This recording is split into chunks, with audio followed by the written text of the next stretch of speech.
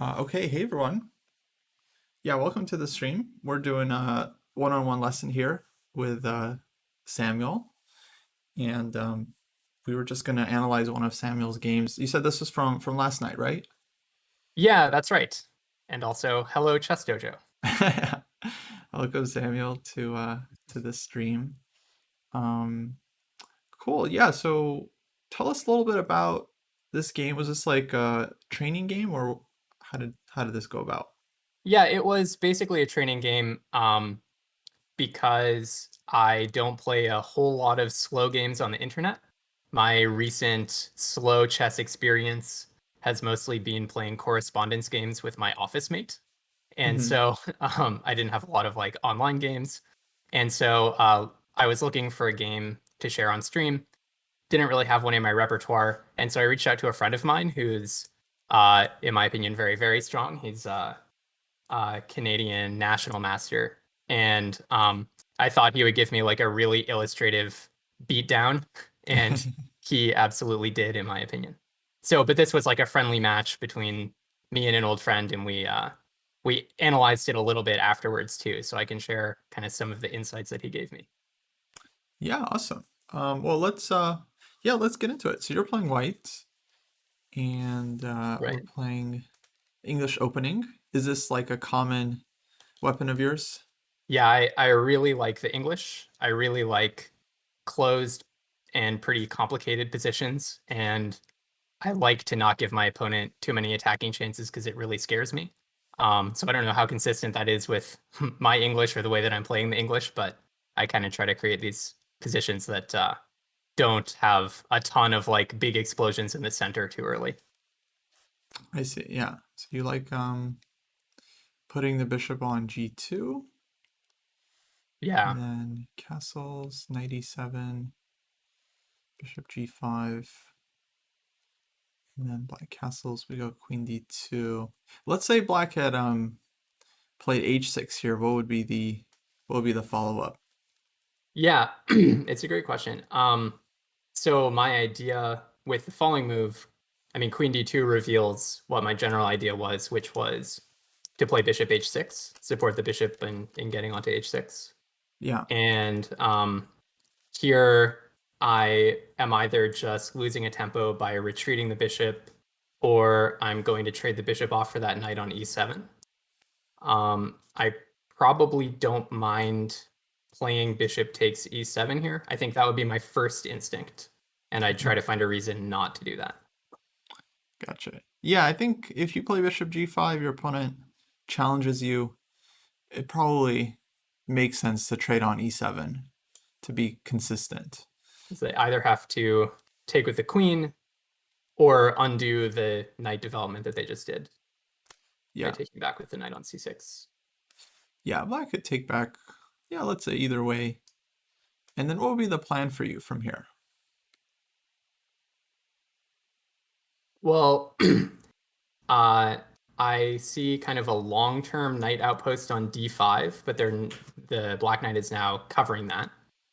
Hmm. I think the king side looks a bit suspicious. So my long-term plan, I mean, what I would anticipate black doing here is doing something like F5 and then just throwing a wall of pawns at me.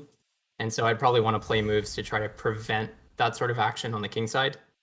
Um, Maybe try to get more space with something. I don't really see a reason not to play E4, for example. Hmm. What about your Yeah, bishop? that's true. You're right. So move the knight, develop the bishop, and then play e4. um, what's a preparatory move for something like that? Because my that fianchettoed bishop, I don't really want to throw it out into space anytime soon. Um, but yeah, blocking it in is not very good. So in the sequence of the actual game, I ended up playing e3, which is a move that I find myself playing a lot in this sort of position as a way Hmm. of not totally locking down the h1a diagonal and just blocking in my own bishop. Yeah, this move can be useful to cover some squares and also prepare like even some central pawn break with d4. You want to Mm-hmm. kind of open the center. e4, yeah, probably not a move we want to play because usually like white's idea in this scheme is to like exert pressure on this diagonal long term. That makes sense. So e4 kind of shuts that down, and yeah, what I would imagine white wants to do here, now that you've given up the dark square bishop, is to play on the light squares. That makes sense. So yeah, maybe this knight could go back to d2. That would seem like a very natural start, just to like open up the bishop. The knight can possibly jump to e4 at some point, though I wouldn't do it without knowing what I'm going to do against f5, because that could just kick the knight, back. Right back to d2, yeah. Yeah, and then that would not just kind of be kind of a pointless move. So, but that is a square you can kind of look to, and also you get a little bit better access to this d5 square. Now you can take and put a piece on it. And usually, I don't know if you've seen this plan before, but white tries to go like rook b1, let's say a3, b4. That makes sense. And it kind of like, kind of coordinates nicely with the bishop on g2, because you're wanting to open the b file, and it's hard for black to play b6 because your bishop is on this diagonal, and yeah, you're putting some nice pressure here. The other plan. Sorry. Yeah, go ahead. That just sounds consistent with the idea of trying to get the knight off of c3, because if you remove that b2 support, then the dark squared bishop is really bearing down on that c3 knight. So by pushing like e4, for example. Yeah, exactly. Actually, it's very easy to blunder here by playing like, let's say a3, black castles, and then white goes b4. And sometimes then black has tricks like this. b4, yeah. But that said, I won't confirm or deny whether I've had this position before. Right. That said, though, actually, a lot of times it's not such a bad deal for white. Let's just take this position. Let's say white takes on e4. Black takes the rook. We recapture. Then you're getting a pawn and a bishop and a pretty nasty control over the a1, h8 diagonal in exchange for a rook that wasn't doing anything. Exactly. Yeah. So we've sacrificed like 1 point of material, like the exchange. Like we have a pawn for it, but like the rest of our pieces get a bunch of like fantastic looking squares. We get playing the dark squares. Looks like a ton of compensation. I would say it's pretty dangerous for black. That makes sense. So, okay, even here maybe it's not a problem, but yeah, we want to avoid these tactics usually by just getting the rook off the diagonal and pushing b4. So knight d2, this is one plan. The other plan worth knowing is actually bringing the knight to e1, and then c2, and then e3, and then d5. So you get this like triple control over the d5 square. That is cool. Yeah, and exactly, it's hard for black to, because this is like the deep point about trading your dark square bishop for one of black's knights. So now you have 3 pieces that can fight for a light square, like d5. Black only has 2, right? So their dark square bishop is like not really, that's what you're trying to achieve, is like keeping their bishop out of the game in a way. Yeah, and ever since c5, e5 at the very beginning of the game, that d5 outpost has been available for a knight. I mean, as a very long-term plan, right? Yeah, exactly. This is like kind of your big square in the position. And conversely, the d4 square, let's say we did something like this. Black goes bishop e6. We play knight d5. Black goes knight f5. You can always play e3 and cover this square. So this is very nice for your structure, and that makes sense. Very flexible. Yeah, and then well, again, we can continue building up pressure like rook b1, b4, and yeah, you have this nice square, and yeah, not so obvious for black how to play. Yeah. Cool. So, all right, this is one way to play the position. Now, if we go back here, other options for white include actually putting the bishop on d2. And this is just so, you have different weapons to kind of consider, but you can also develop this way, just defending the knight and then planning for this like b4 play, which always gives your pieces kind of a cohesive target. And I've seen a lot of players play this move again, like knight e1, knight c2, knight e3. You like transfer the knight to e3. The quadruple knight move. Yeah, and because it's like still pretty close position, like no pawns have been traded, kind of have time for white to get away with this. Sure. By the So way, yeah, as a practical question, will the I've never used this chess.com analysis board before. Will the variations are the variations automatically saved in something I can look back at later? yeah. Awesome. There's a download button somewhere on the right side. Oh, okay. And it'll give me like a PGN. Awesome. Thank you. Exactly. Yeah, yeah, yeah, for sure. Um, okay, so yeah, different ideas here, but black castles. I probably would have played h6 because now after castling queen d2, black can't really target your bishop so easily. Mm-hmm. Now he could play f6, which is a decent move as long as like black one day pushes the pawn to f5 and opens up the bishop again. What would you do Mm-hmm. on this one? Here, so okay, I guess the risk is something like if I continue with my plan. So, okay, the idea of queen d2 was to play bishop h6. Hmm. It was also at the same time watching these kind of long-term weaknesses in my position on like b2 and c3 that we discussed before, just getting another piece that's getting the queen into a slightly better position to kind of hold down these pawns that aren't defended. But really the plan was to play bishop h6, right? So then just following through that plan, say that I play bishop h6 anyways. I guess the risk is black plays bishop takes h6, queen takes h6, and then something like knight f5 might look kind of scary for me. Or alternatively, maybe even g5 then knight f5. Hmm.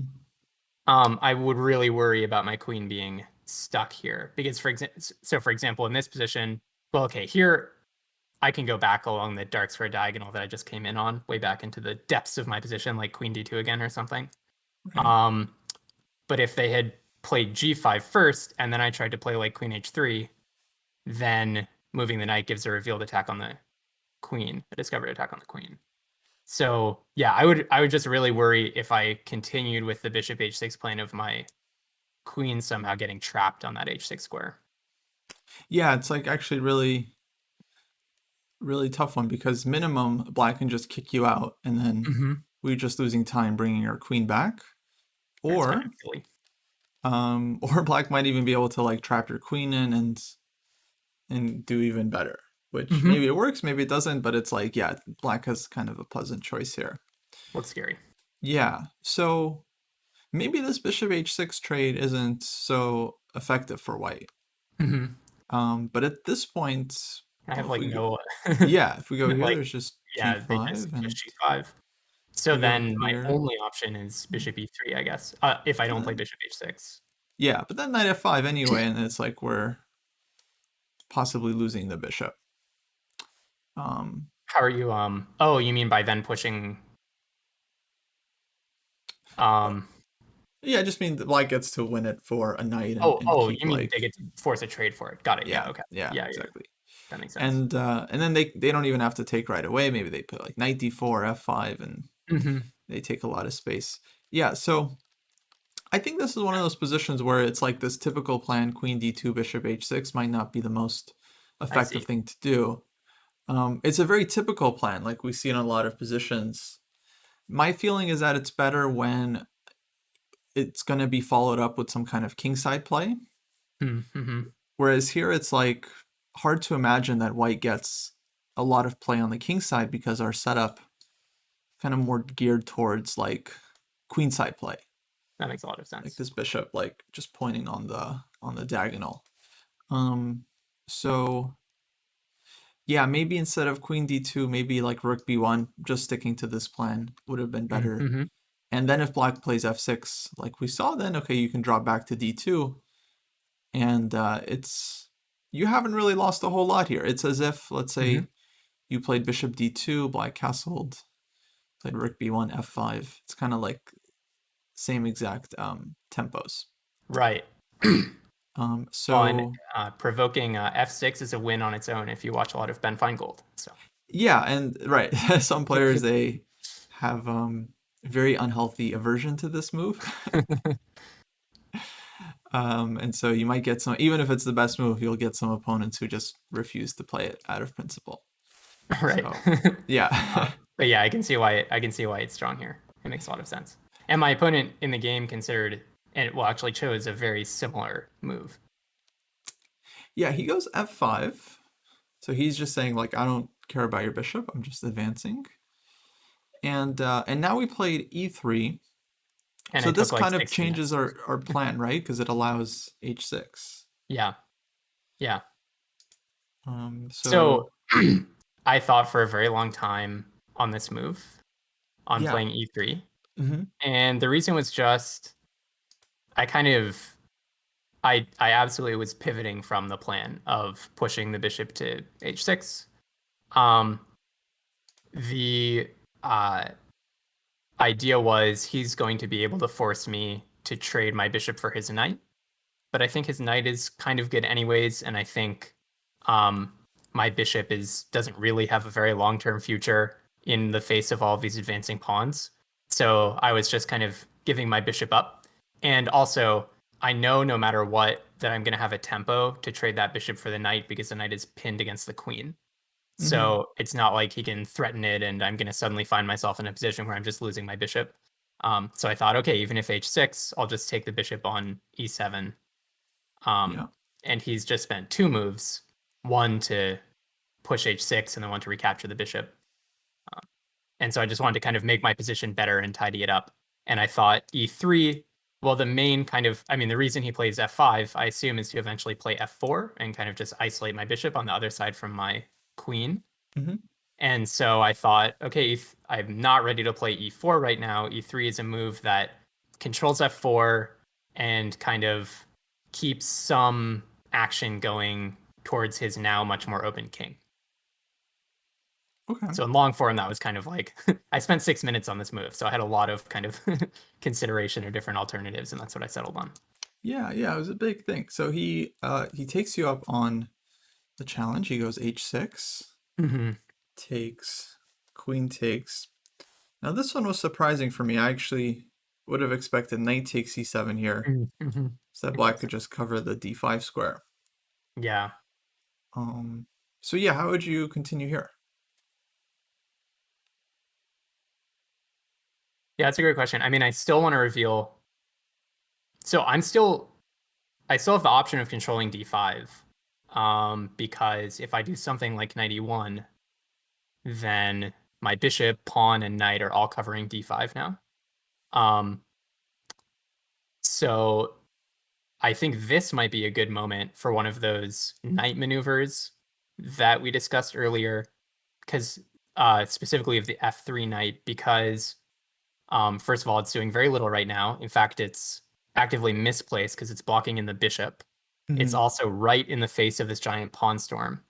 And my main priority has to be, I think, not letting him line up a ton of pieces on the king side and just push that super scary wall of pawns down towards me.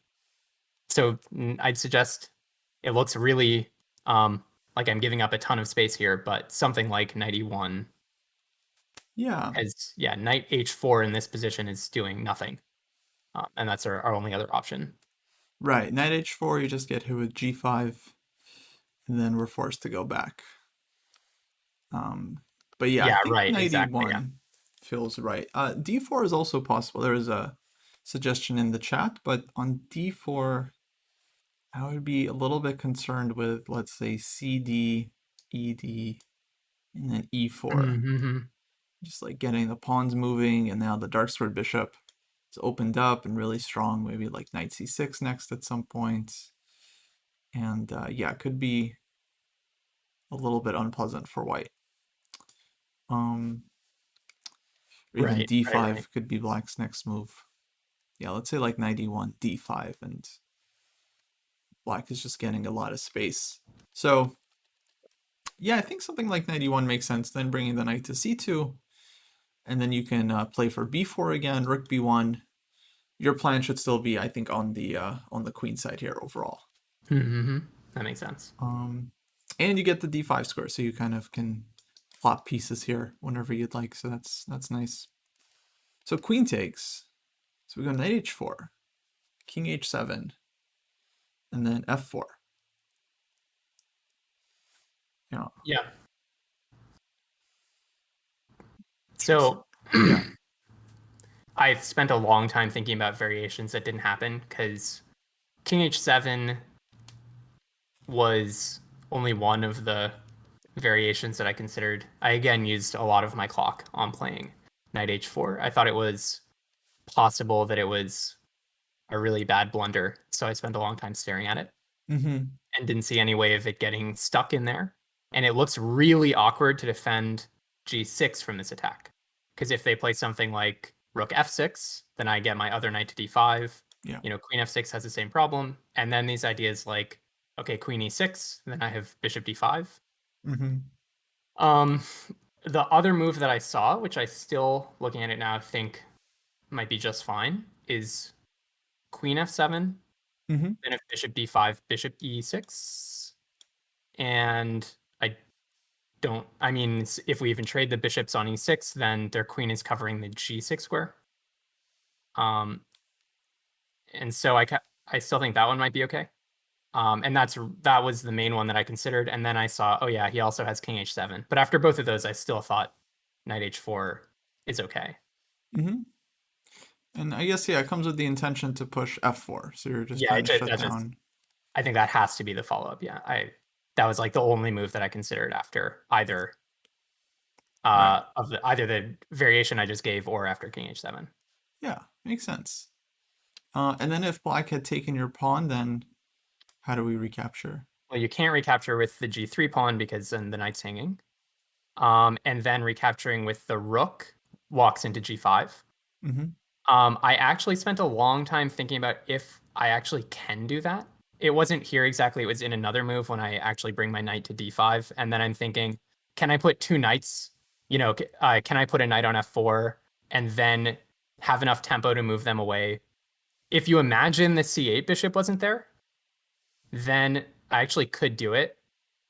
Suppose rook takes F4, and let's pretend there's no C8 bishop, which is not a great thing to do in chess, I understand. But G5, then I could play knight takes F5, and I gain a tempo by attacking the queen, right? Mm-hmm. So I was thinking about this kind of variation for a long time, and eventually just could not find any way to make it work. So the only way to take back is E takes. Mm-hmm. And he decided he didn't want this, I guess. Yeah. So I guess this is fine for white, I think. I mean, let's see. So you got the nice open E file now, and your rooks are connected, Mm-hmm. and you got this knight D5 tempo coming Mm-hmm. at some moment. Mm-hmm. Yeah, it's kind of a weird symmetrical, or almost symmetrical structure. Yeah, that's true. But it kind of makes sense. Like, okay, your knight's on the side of the board, but it has like a very clear target. Like you're putting pressure on this weakness. All your pieces have squares as well, and then black's light square bishop is a very passive piece. So this is like a potential issue for black. Yeah. Mm-hmm. Yeah. And my light square bishop is looking great. Yeah. So yeah, looks quite all right for you. You could consider throwing in knight d5 here, maybe, but might not be necessary. Right. Yeah, and it really does get awkward because if queen e6, then I have knight c7. Yeah. If queen e8, then I have knight c7 also. One move that he discussed with me after the game that I don't know if it was exactly in this position, but he was saying queen d8 gets his queen out of dodge and also keeps the pressure on my h4 knight. Mm-hmm. So I think there are I don't think it's like, there's some like super winning variation or something here for white. But Yeah, I think pretty similar, right? Yeah. Okay, cool. It just looks awkward for black to handle. Yeah, it looked very reasonable. So bishop d7, and then we go e4.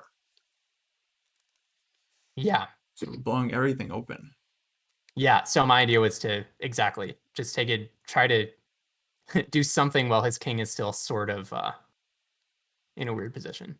Mm-hmm. So we went knight d5. We took here. Check king h1. Black takes on f5. We took. Takes with the pawn. Rook takes. Yeah, how'd you feel about your position around here? Well, here I'm pretty happy. Yeah, I Mm-hmm. was I was pretty pleased about this, but I think I had 6 minutes on the clock to his like 22. So, but I do Right. think my idea is obviously to just do something. I mean, I shouldn't say obviously, it isn't necessarily obvious, but my idea is to do something like bishop h3. Mm-hmm. I mean, double up the rooks, play bishop h3, and it seems very hard for black to hold on to that pawn. They can't really move their battery forward because my knight is covering f6. My knight's also covering e7, which is where their knight would want to go to hold on to the pawn. It's a light squared pawn, and they only have a dark squared bishop. So it just feels like if I had way more than 7 minutes, maybe I could pick that pawn up. Yeah, it feels like we're like clearly better now. We're just like same pieces, but black has these kingside weaknesses and should be able to do something against them. With So infinite time, maybe. yeah. So rook e8, rook f1, queen Yeah, and this h5. here's something that came up in my analysis with him, which is there are actually two things here. One is that a long time ago, before I played e4 Mm-hmm. on move Oh, 14, yeah. I he suggested after the game, I didn't see this during the game, but he said a way stronger approach might have been rook e1 here to Mm-hmm. prepare e4. And then I'm controlling this um the then I'm controlling like uh the file where the pawns are going to get traded off. His queen is there. Eventually, that rook came to e8, and I would have already had a rook position there. So Mm-hmm. he was saying this would have been a better approach, which once I saw the analysis, or once I looked back over the game, I agreed with, but I didn't see it during the game. Yeah, it's always like tough call. Like, should you strengthen the attack or try to open it up quickly? A Hmm. lot of players they kind of lean towards this thing, like just like finishing your development completely first, and then looking for the pawn break. And Hmm. if there's nothing like specific your opponent can do to stop you, then kind of makes sense to build up first. I'm not Hmm. sure. I mean, I feel like starting with e4 is a little bit more forcing because it, yeah, creates Interesting. contact, right? And you're, I mean, the rook is still coming to e1. You're like, I'm feeling like you're still going to get this tempo, or maybe with knight d5 at some point, like you did. Mm-hmm. So I'm not totally sure, but yeah, the move makes a lot of sense. Um, so one thing that would scare me is like, let's say black goes, um, well, actually, bishop f6, there's knight d5, so you can kind of bail out Oh this yeah. way. Um, Oh yeah, that's true. and Yeah, then, because that knight, the c3 knight, is doing nothing in this attack. yeah, it's just kind of waiting for its chance to drop into d5 or maybe sometimes b5. Hmm. Let's say black continues strengthening themselves. You play e4 now. Now, if we just compare the two lines, e takes f4, like let's say he goes the same way, you take here, and we now have an attack against the queen, and we're taking on g6. Yeah. So this is kind of a little bit cooperative from black's point of view, but it shows how it's kind of nicer to start with getting the rook in first. Right. That makes a lot of sense.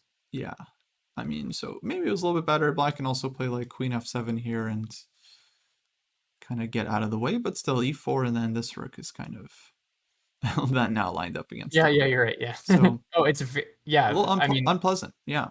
a like recurring problem for black in this game was I think so few squares for the king and the queen. Right. So it's just like a lot of his moves I think were motivated by um concerns about my knights coming in and taking really important squares away. Mm-hmm. So Yeah. yeah, even if you put the queen on the F file, it doesn't exactly help. Right. Yeah. But okay, we get this one. I think it still works out pretty well for us. Um, so here, queen h5, and yeah, now things are getting pretty sharp with the time trouble. Yeah, exactly. And now I'm like under like 3 minutes or something, I think. Here he suggested a move, I believe it's in this position, in our analysis after the game. which is to simply push g4. Yeah, I was thinking about this one. So if f takes g4, I'm winning a rook. Yeah. And if he can't, I mean, he can't take it, so then he has to move his queen. No matter where he moves his queen, even say g6, then now the pawn is attacked 3 times and defended twice. So I'm picking up a pawn with that move. Well, maybe he goes here. Interesting. But then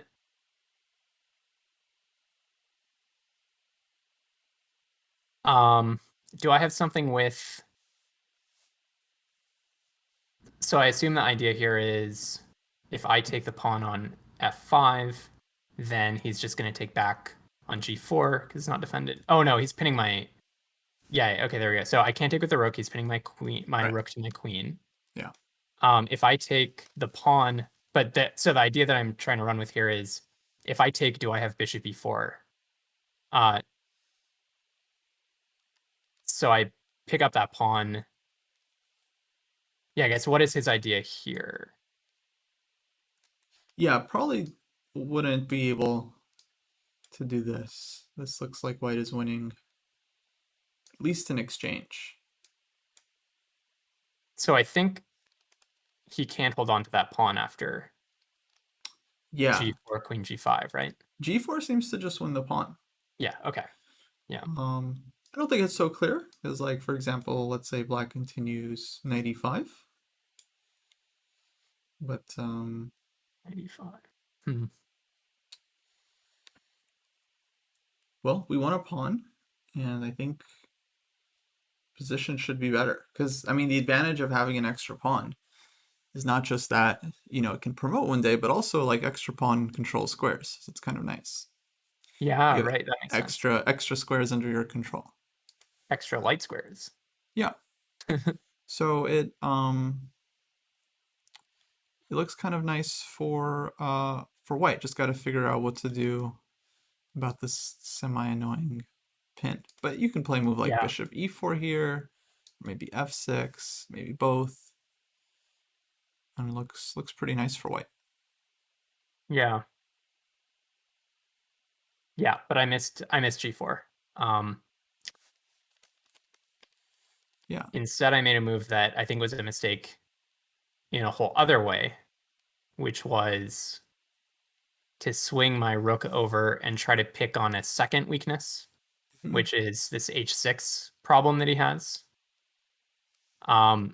So I thought in my like 3-minute blitzy haste that it was kind of a nice idea to threaten something much more serious with something like queen takes h6 down the line. But it's just too easily defended, and it would have just been way better to focus on how to win this f5 pawn, I think. Yeah, I mean, what you're doing looks nice. I think the issue is just we got under like very serious time pressure. Yeah. And from It's here on really out, hard. I'm playing bullet, and he's got 20 minutes on the clock, so Yeah, or 15 minutes or 10 minutes at this point. yeah, that's very tough, and it's harder when it's a classical game because you start off thinking and you get into like a Yeah. slower rhythm. Now all of a sudden you have to adjust. So that's why it's not the same as just like, oh, just playing blitz. Oh yeah, that makes sense. Because yeah, in blitz, like, okay, you can still play the position like 5-second increment, but it's very you really have to adjust at towards the end and be like, okay, now I'm blitzing, I'm just trying to make quick moves, 5-second increment, so I just have to find the move and try not to hang something. Yeah, that makes sense. Yeah, as is, I just like play some random moves on the wrong side of the board, hang a knight, and flag. Right. So queen d2 here. And then yeah, we just hung our rook. But I'm sure at Yeah. this point you're down I to get it like, back with knight takes f6, and right. then he wins my knight, and then I just flag. Yeah. Yeah. So it was. I mean, Unfortunate. yeah, it was a matter of not being that low on the clock. But I felt better about. I think this was I think this was nicer for the game that it was, because I'm really happy that I got, 20 instructive moves where I feel like I was um, performing well against a stronger player, and then totally fell apart, rather than like playing a terrible eighth move or something and then just not having any interesting position after that. Yeah, I So mean, it was a really interesting game. You had a, I think, really nice position. Um, Unfortunately, it's like, yeah, the clock is just very important in chess. What can you do? it's also, I think, the first time I ever played a 30, what was it, 30-minute, 5-second increment game. That's Hmm. just not a time control I've ever played before, I think. Oh, I see. Yeah, yeah, they really take some getting used to.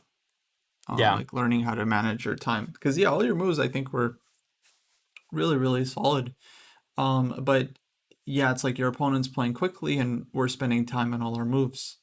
Then of course it gets very tough to keep the pace. Um, Yeah. yeah, I mean, but the thing is that it's still very helpful. So like just looking back on it, we spent I think 7 minutes on E3. That was probably too much for a 30 Yeah. minute game. Yeah. Yeah. Because this is a position where it's like there's not a lot to calculate. You just have to decide what to do. Like maybe it's this plan with rook b1, a3, b4. Maybe it was to follow up with your idea like bishop h6. Hmm. Or you want to change your mind a little bit, play e3. That's all fine. But yeah, in game 30, right, we wouldn't want to spend a ton of time here. But the fact that you did, it's still a Yeah. little bit kind of useful because you were able to think about the position a little bit. Now you might feel a little bit more comfortable, like after having played the game and analyzing it. So next time the moves will come like a little bit faster. Yeah. I hope so. Yeah. So this is kind of one of the big benefits of analyzing our games. Yeah, we spent like 5 minutes on e4 here. Yeah. Yeah, that was probably a lot of time. Like you have 17 minutes, so it's a big chunk. On again, it's kind of like a strategic decision, or maybe choosing to play rook e1 first and then e4. I was really worried, like concretely here, I was really worried about, does e4 just allow him to play, okay, e takes f5, because I'm giving up the pawn that was supporting it, because the g3 pawn isn't can't take Yeah, back.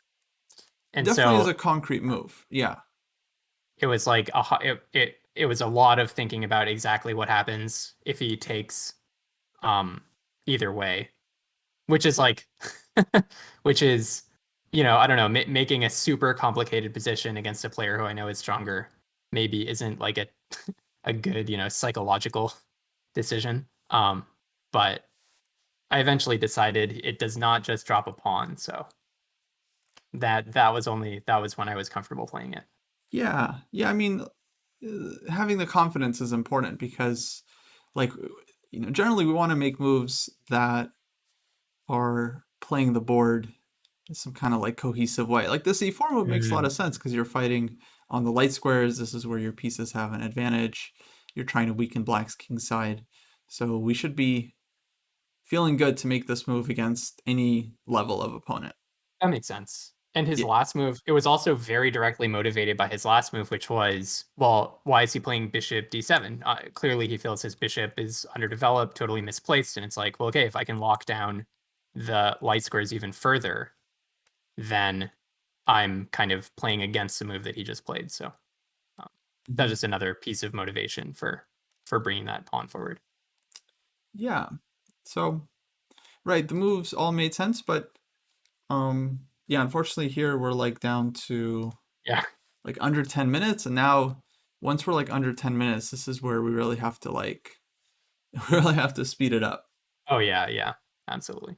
Um, what kind of time controls do you normally play? So that's a kind of a tough question, because as I kind of mentioned to you, I do tons of puzzles and honestly just don't play chess very much. Hmm. But I think a lot about chess and I like reading chess books and so on. I think this is my, like, I think this was my third rapid game ever on chess.com. Wow. Um, so I've played, yeah. So, I mean, I have played an embarrassing amount of bullet, like 100 games on chess.com or something, Hmm. which I'm That's ashamed to admit. no, that's nothing. Oh, okay. I'm not too ashamed then. Um, and uh, and I when I was a kid played in some chess tournaments, like when I was really a little kid, like before I was like 10 years old. And then I guess we probably played classical, but we were kids, so we probably used very little of our time. But I mean, in principle, I like what I really like to do is play puzzles. And when I open a puzzle on chess.com, I'm playing for like, I mean, it might take me, I don't know, half an hour to solve a puzzle, and I'm happy to do that. So that's kind of probably why I have bad time management problems when I actually sit down to play a 30-minute game, is because I'm used to untimed puzzles where you really just like you are not doing the puzzle correctly unless you sit down and really do think through every variation that you can imagine being played, right? Yeah, I mean it's really a matter of experience, like managing the Mm, time. And it's that just makes sense. something that's yeah, really hard to train without doing it. So it's totally natural. That we would be like kind of like struggling a little bit with the time. What how are you usually doing the puzzles? Do you just do like the regular chess.com tactics trainer? I do them on chess.com. I use a few other websites too. Um, and yeah, on chess.com, it's just the like I go to the puzzles button, like Mm-hmm. I just yeah. And then I also have some books that I have worked through a fair bit. I've been working through like uh I worked through probably worked 3 times through a bunch of Silman's Endgame course and then forgotten it and worked back through it. Um and I've also worked through oh there's what is it called? Uh there's a book that has tons of typos that I was just working through that's another Endgame book. But honestly, I really like simple chess positions. Mm-hmm. I really like end games. I mean, end games can be incredibly complicated, but I really like these like uh uh very few pieces on the board where there's really just a correct move and you just have to find it. Mm-hmm. So um when it comes to these really messy, like I think the reason that the time trouble is so bad for me here is because I was holding on to equality or roughly equality when there were still so many pieces on the board. If I could just have gotten like the rooks off or something, or both knights off, then I think it might have been a lot easier to just brush off my bullet instincts and just play really quickly. I doubt I would have won, but I might have been able to like actually um, hold on a lot longer. But because it's such a complicated position and it's not like a tactic like you would find on a chess.com puzzle, it's just like find the best move over and over. This was just ripe territory for me to blunder a piece in time trouble. Yeah, because it's like a series of decisions, and then yeah, as you run lower on time, it's very difficult to adjust out of like classical deep thinking mode into like really quick seeing Exactly. things. Yeah, that's why they call it time trouble because it's when you start off playing Blitz, it's like you have to play fast. Your brain gets used to making decisions quickly. But when you start off in classical mode, then it's like your brain kind of learns to like think a little bit more slowly. But then you have to Yeah. like speed it up, and it doesn't come as naturally. So yeah, most players I know, they definitely struggle with that phase of the game. Um, That makes a lot of sense. It is just like kind of inherently harder. I can buy that. Yeah, but teach their own. I mean, you could, like play correspondence. You don't necessarily have to play time chess. There's many different formats out there. Um, and Yeah, correspondence might be more fun for you, where it's like you kind of get unlimited amount of time, but you can delve into the position and think about it as much as you want. it's terrible for my health because I don't have boundaries on how long to spend. I just sit there like, yeah. So I have played. I guess maybe a better answer to like what sort of time controls I've played is that I have played like on and off for a few years, correspondence chess with my office mate, and that's like whenever I go into the office, he may or may not have made a new move, and then Hmm. we give each other however long we need to make another move. Yeah, And sometimes I'll go into the office and not get any work done for like half an hour because I'm just sitting there staring at the board. And right. then maybe don't even make a move, go home, think about it, make a move the next day. Um, I so mean, if yeah, that's what you enjoy, then why not? it's fun, just disruptive. Yeah. Right. I guess you got to set some boundaries. on on how much time you can spend. Um, but cool. Well, did you have any more questions on anything we talked about? I don't think so. I am really glad that I'll keep this analysis and I'll go back over and look at it. I think a big tool that I'll be taking out of this is the idea of the knight f3 to e1 to c2, kind of like these long knight maneuvers in very closed positions. Yeah, Um, yeah. When you get this d5 square, yeah.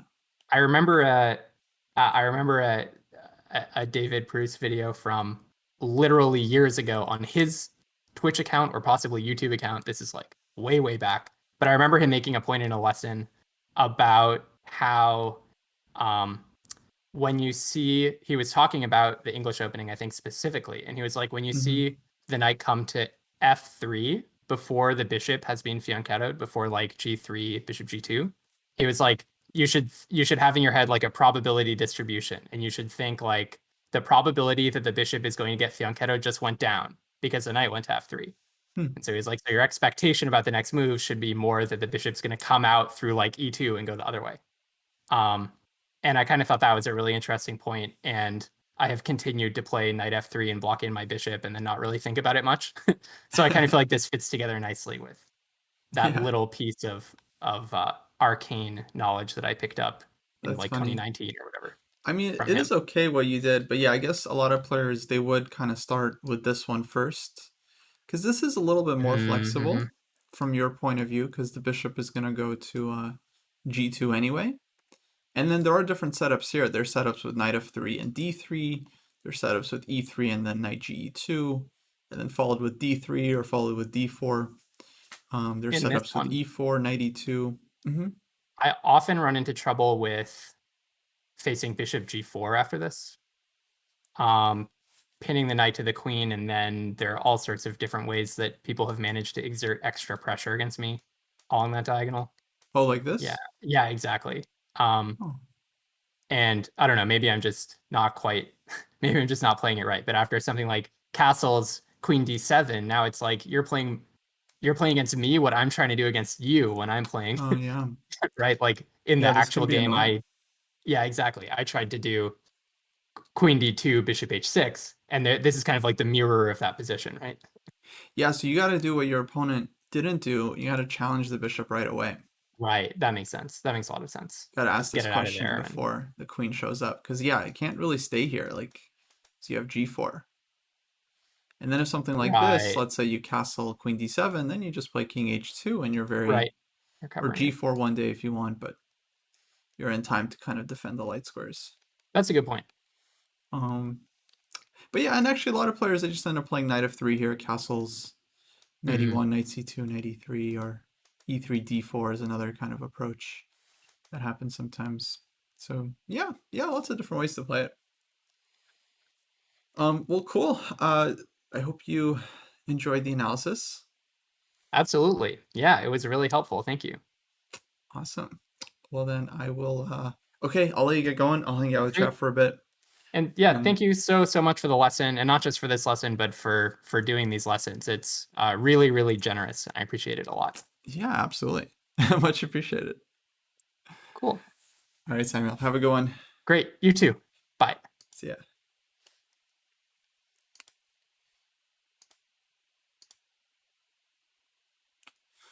All right, cool guys. Yeah, hopefully you enjoyed the lesson, found it useful. Um, I'm gonna stay on for a little bit and maybe play some games. Um, yeah, I've got a little bit of time. So if you guys want to send me a challenge, you can click the link in the chat. Oh, thanks, Sam, for the Prime sub. Much appreciated.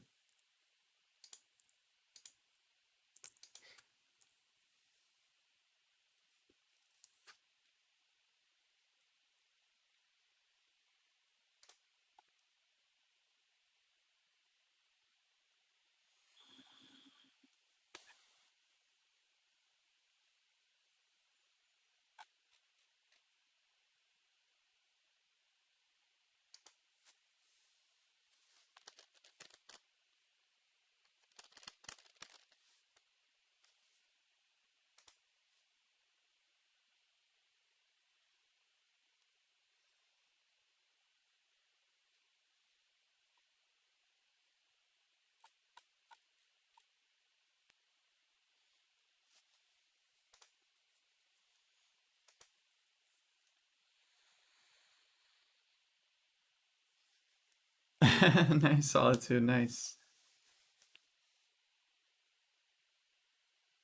Podcast interview was good, Neil. It was fun. I feel like we got a lot of good stuff down.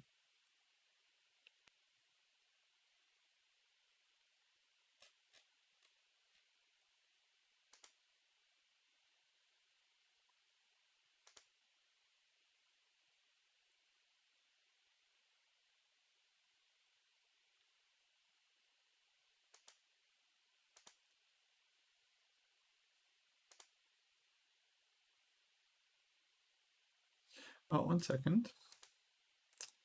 Just gotta figure something out here.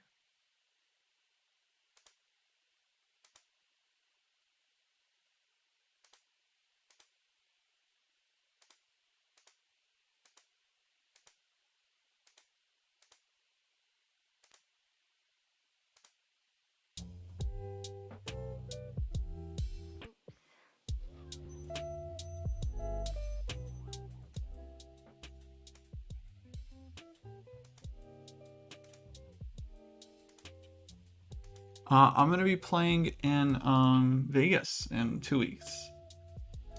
I mean, no promises on getting the norm, of course, but I'll try.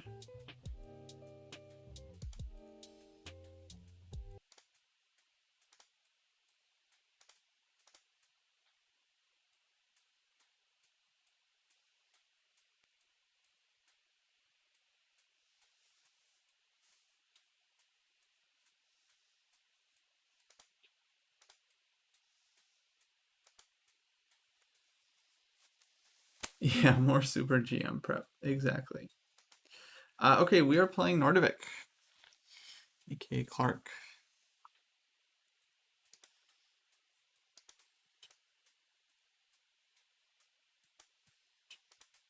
Oh, E4. Oh, it's my move.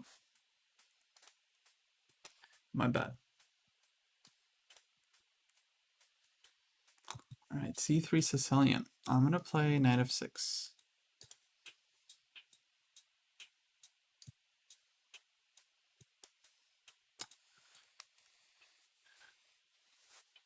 For physical fitness, I like going on walks and going to the gym sometimes. I like attacking this one as well. So I can compel the pawn to push up and then I can take the d5 square. So I like this line very much. Good place to learn the Queen's Indian Accelerated? I'm not really sure. I don't know, to be honest. Sorry. Okay, d3. So white doesn't take the space. This lets black, I think, achieve some space ourselves. I think I'll start with knight c6. Just developing, and then we're going to fight for the center. d5, e5. Yeah, e5 I think is a better move for white. Alright, bishop e3. Nernes with the sub. 15 months. Thanks, man.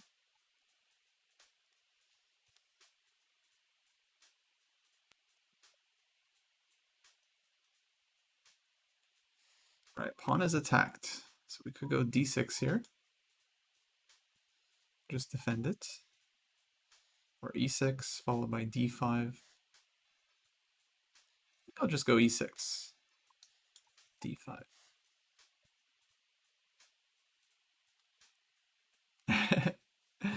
It's fine.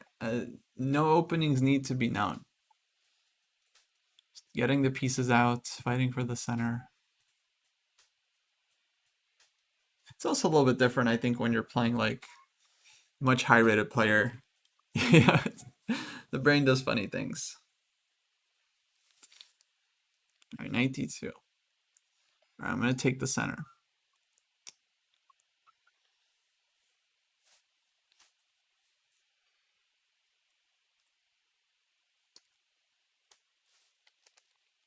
I gotta adjust the stream title.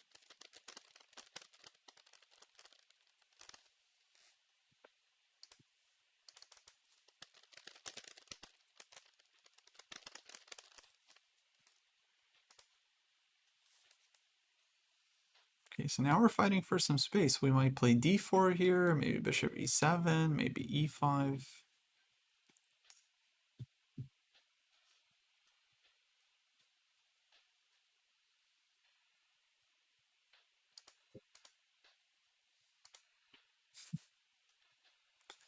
All right, queen b3.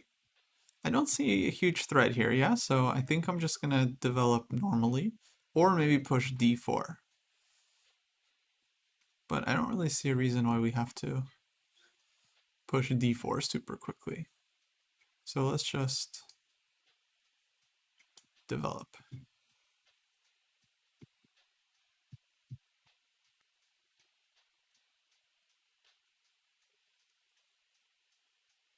Yeah, I do agree e5 is natural. No, I'm with you, Seth. e5 should be played. d3, I think is a little timid. But maybe he would have played e5 against a different player. We don't know.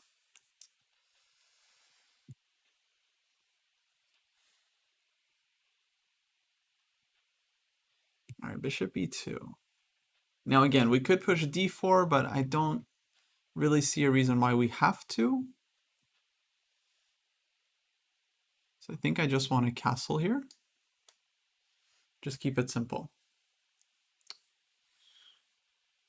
And then maybe b6 one day, bishop b7, e5, d4, something like this.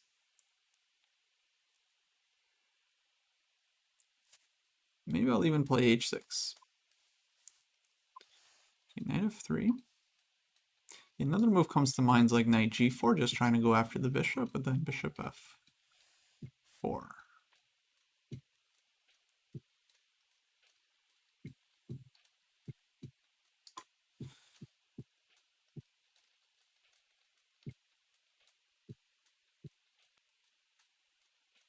Yeah, maybe we'll go e5 and take some space. And then we're threatening d4.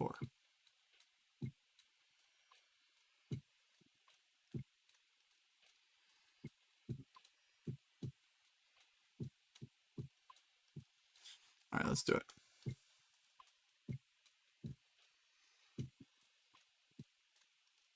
h6 was also possible. I kind of like this one. I just take this square away, threatening to push here. I'm also threatening to move knight g4. Just going after the dark square bishop. Although there I have to be careful about d5 pawn. Okay, castle. So yeah, knight g4, ed5. So maybe I want to go d4, then force bishop g5. Or maybe I just go h6 here. Stop bishop g. I just slowly ensnare the bishop. It kind of makes sense actually. Let me play this. Now I'm inducing white to take, so I can take with my knight and go after this bishop.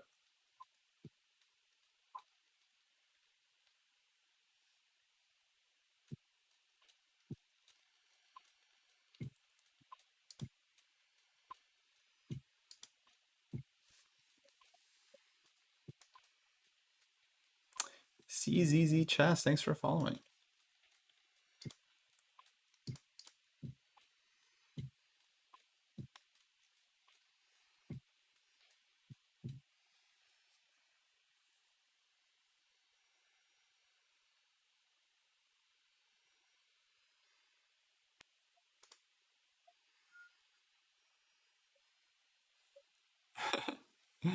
Yeah.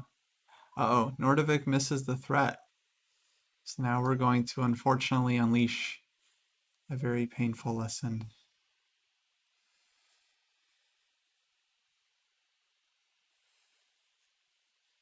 Guys, we always have to be careful. Like when the opponent has forcing moves, that our pieces don't get stuck. Okay, we're sacking on h6. I don't think it's going to work out though. Don't think white is going to get enough here. Yeah, now we're just going to consolidate and bring the rook in. By the way, guys, who's playing on Friday in the big club arena? Hopefully we get a big showing. So we got Georg Meyer playing for our team. And I'm going to play and maybe David will play. So hopefully we get a good showing. 3-0 Arena Friday. 9 a.m. Pacific time.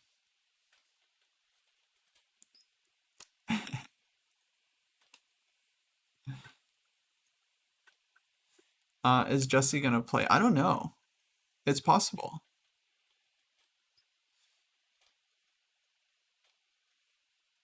Oh, he'd have to risk his rating. Oh, that might be tough for him.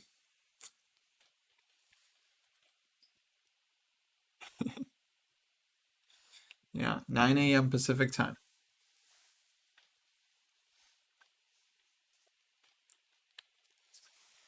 Okay.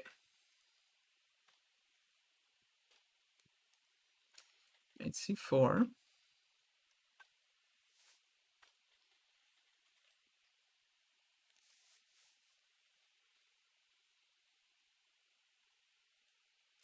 That lets us play rook g8 if we want. Could also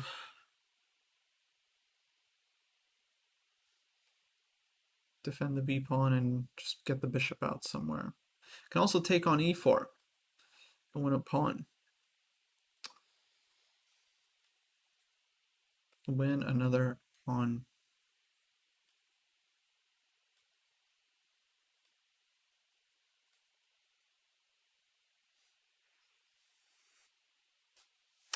Yeah, let's win another pawn. Why not? Yeah, sounds good, Pooh Bear.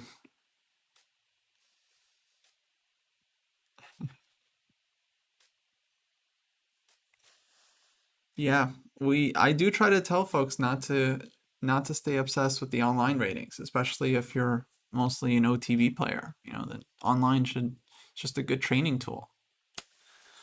But Jesse, what are you gonna do? Blitz rating is spiritual for him.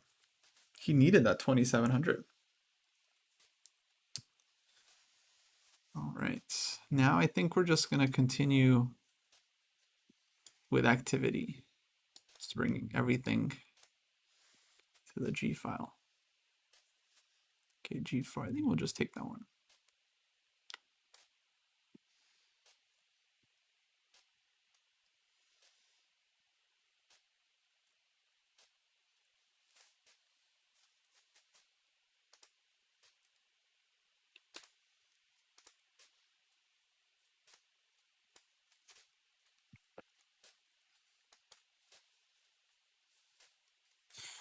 Okay, this would be an unfortunate blunder. Takes, we still have f3. Rook here's rook g1.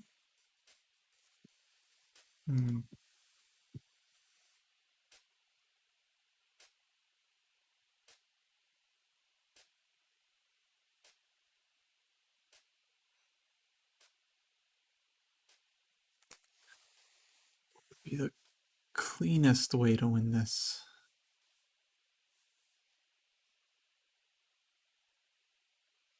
Maybe d3? Does d3 work?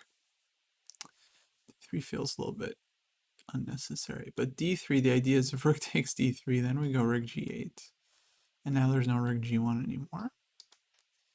But if queen takes, you gotta do like rook d8. Queen back to b3.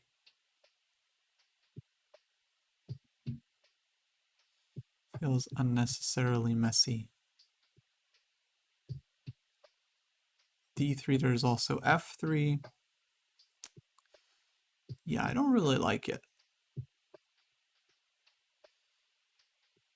Yeah, I'm just gonna take on e4 next.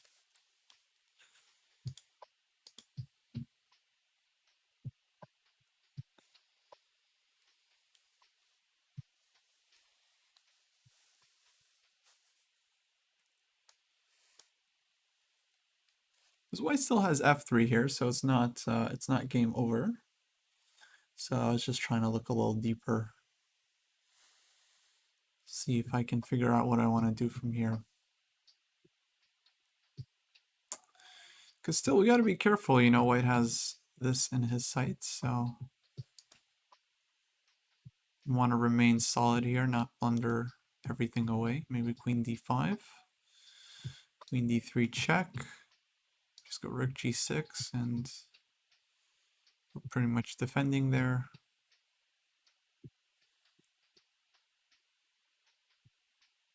Queen f5, then there's knight d6 I don't like. Let's play this one.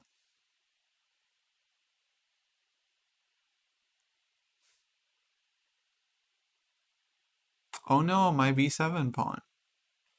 Oh, okay, fine. All right, let's play here. I think we don't mind trades because we're piece up.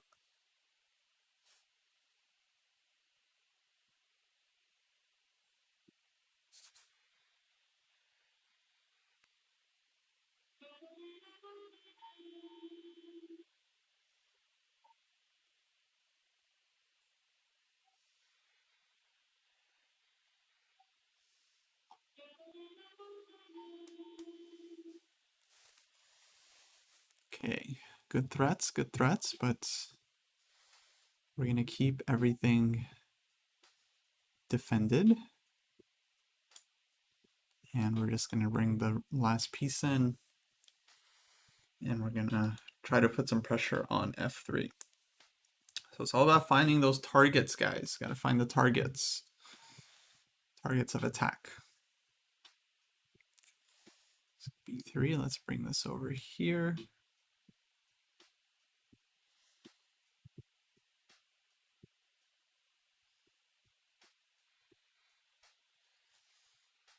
And then on rook f1, I think we're gonna break with e4.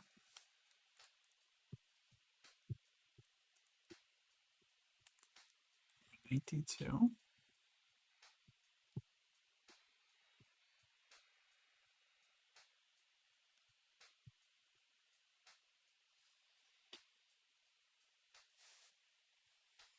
right, let's bring our knight in, I guess.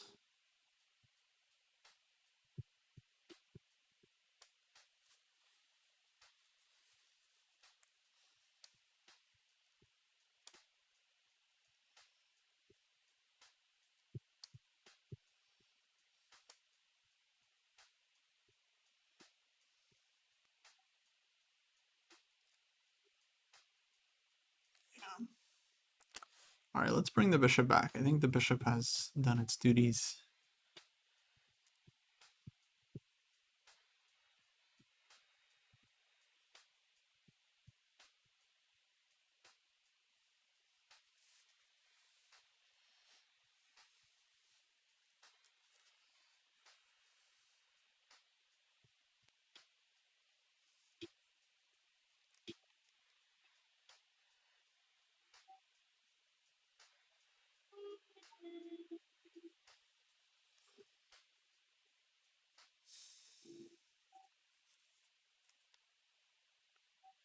Okay, next move might be like knight h4, for example. Just queen c2. Okay, this one I think I'm gonna take the space while it's offered. As long as white doesn't have any threats, we'll be fine.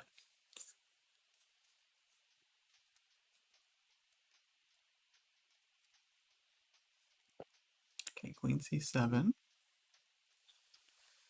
Still no threats, I think. So I'm just gonna push.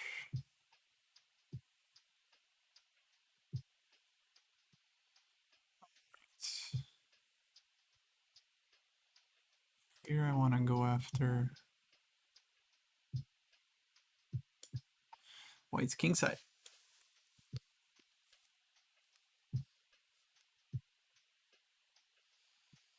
So knight takes d2, we'll come in with queen e2. And then rook d8.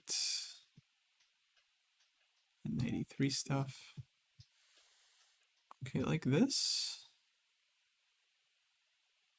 Well, that's fine. I'll take the endgame. No problem.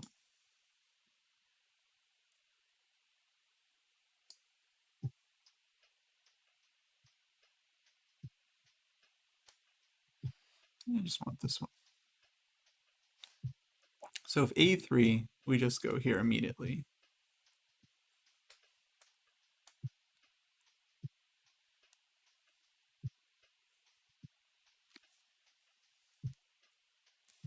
Yeah, so on that note, that's going to be a G. Good game, Nordovik. Good game. Thanks very much. We were talking about the opening a little bit. We were thinking you got to go e5 here. Take the space. And then knight d5, d4. Take more space with your pieces. Stealthy bishop trap. Yeah, I was only preparing it there for a couple moves.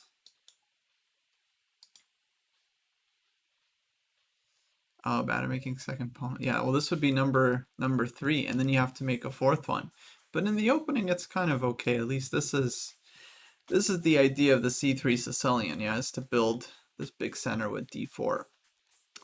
So black, of course, is attacking this one. You can't really go here because they'll just take it. But yeah, you can attack and then push d4, and then black is happy because we got the d5 square. But white also has some space in the position, and oops. White has some natural ways of developing here. Okay, guys, next challenge. Chestian 600. Last time I lost to Chestian 600 because I blundered a full rook. And I'll be the first to admit that that was my fault. that I did that.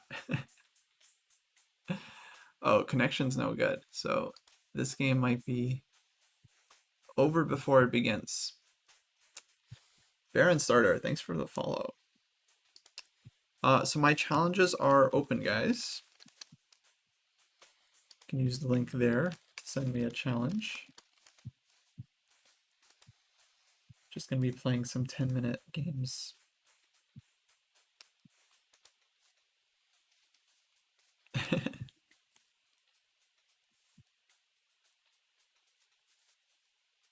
Okay, next game. We're playing ZZ Cha. All right, good luck. Okay, d4. Let's go knight of 6. We're going to play the King's Indian because this opening honestly is a lot of fun. And I really like the dark squares, and I'm not going to apologize for liking the dark squares. I think that's a good way to approach this opening. And the King's Indian just gives you really fun positions. So I'm not going to apologize for that either. All right, I'm sorry, but I'm not going to apologize for it. Rook e1. Well, this would make sense. Let's play e5.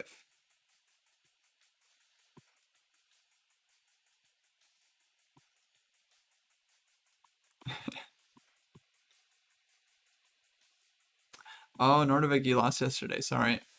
Did you get a chance to analyze the game?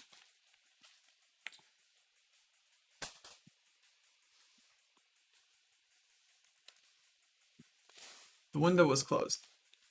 All right, d5. So here I like to drop back to b8 so that I can bring the knight out to e6. Cool, good, good.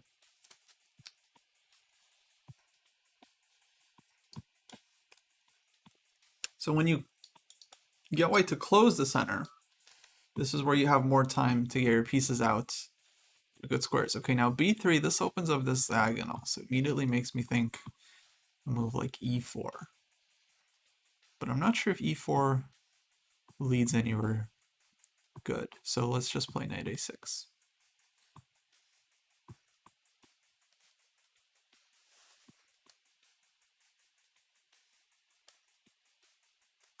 All right, bishop b2. Well, let's put the knight on c5. c2. Can I go bishop f5 here? Then e4, yeah? Shuts us down.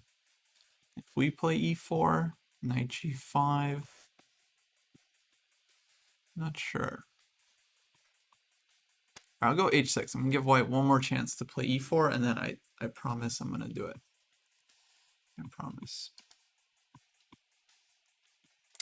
Oh, you guys finished your tournament. Oh, so you got some prize money. Nice, nice. That's cool. Wow, Seth got second with 4 out of 5. Yeah, Reng, I usually like this setup with knight c6, e5. I feel like it's a good one. Okay, knight h4. Oh.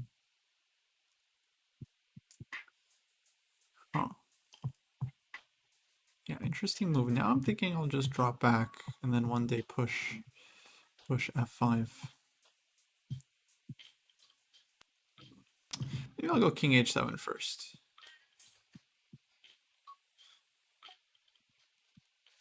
Nice, very cool.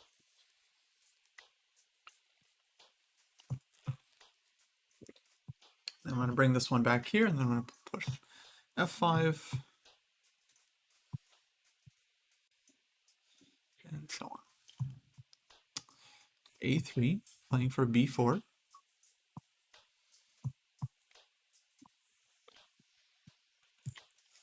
Also makes sense. Let's bring this one back.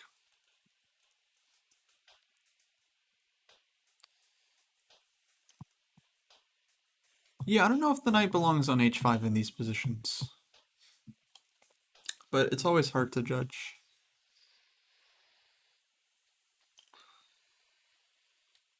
Yeah, Nordvik, just need to find something you like and play it enough so you get good experience with it. Because I feel like I saw some games you were playing open Sicilian. Yeah, now we're playing c3 Sicilian. I think better to find something consistent.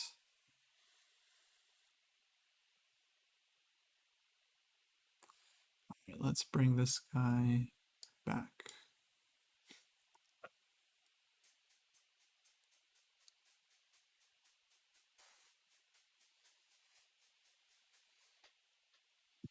Yeah, online, of course, you can practice whatever openings you like. And it's nice to stick to the openings that you really understand for OTP games.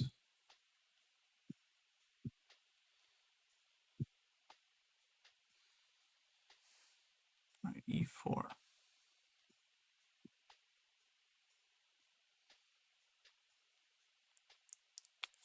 Now I'd really like a way to play f5 here.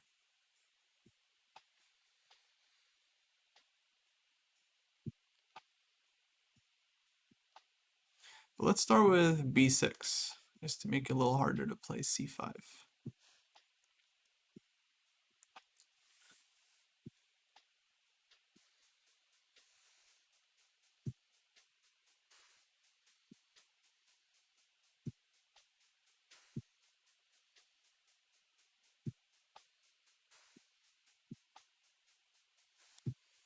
Knight e2.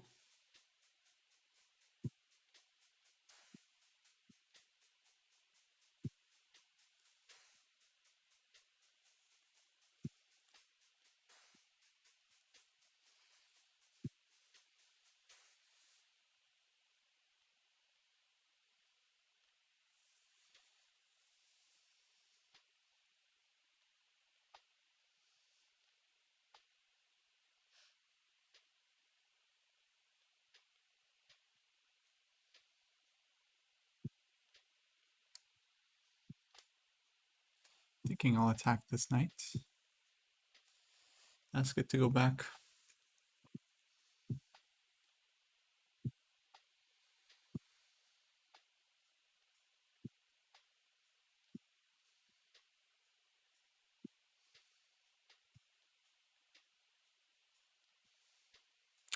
Hey, Gorkum, we're good. How are you?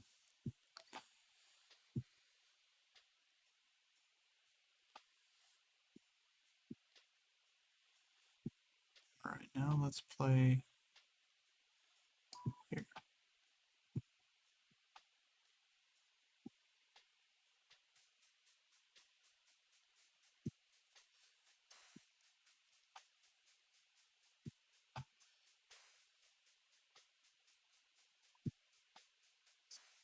And then maybe we can play like knight g7 and f5.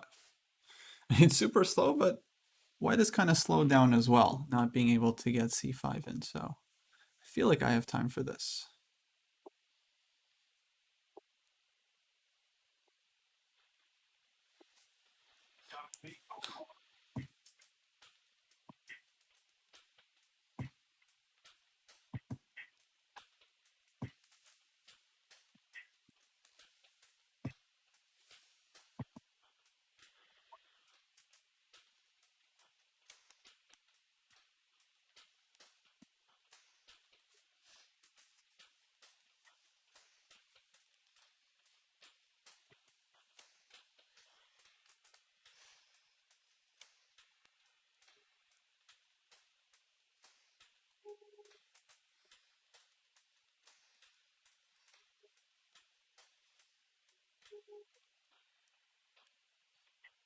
All right, let's push this one.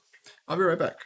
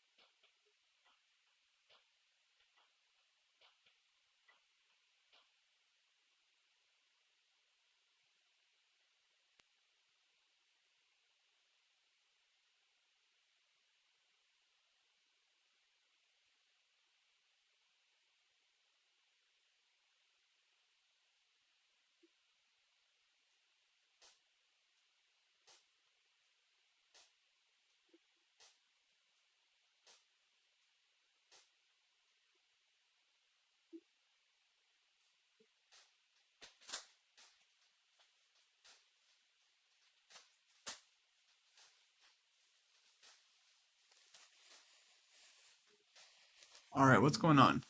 f4.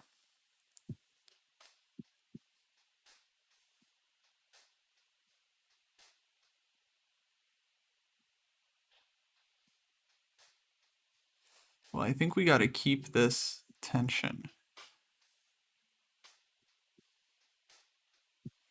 So let's bring our knight out. Hope for the best.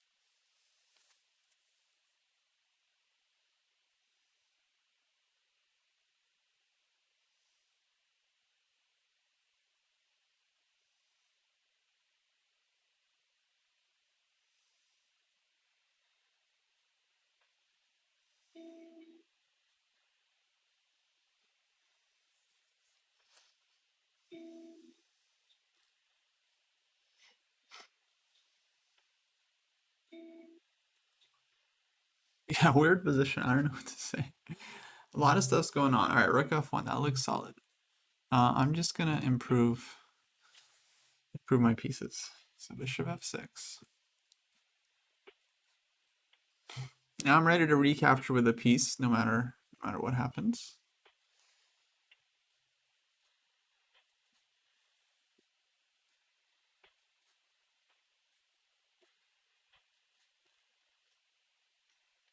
Maybe one day when white's not looking, I'll get a b4 in and get something on the a file. We'll see.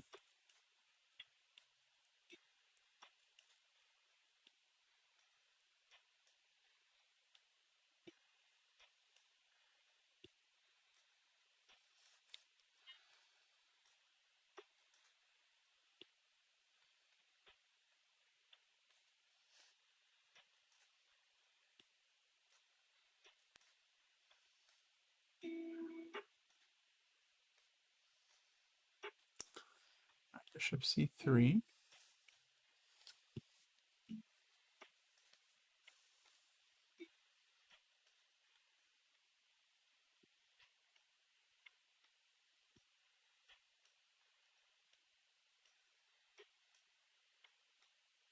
All right, now let's strengthen. Let's go queen e7.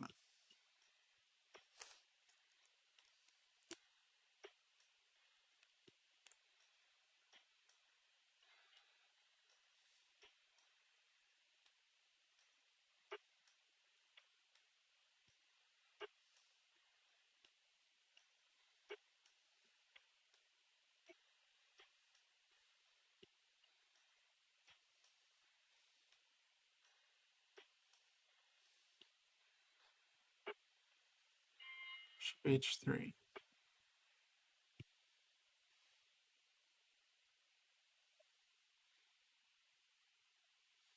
That's kind of annoying. Let's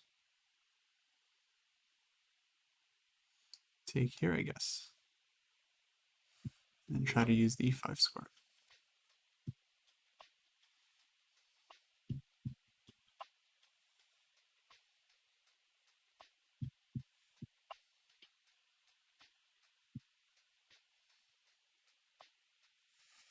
The ef, I think I can get away with taking this guy.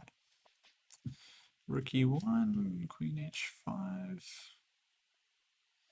Some craziness. Yeah, everyone deserves prizes.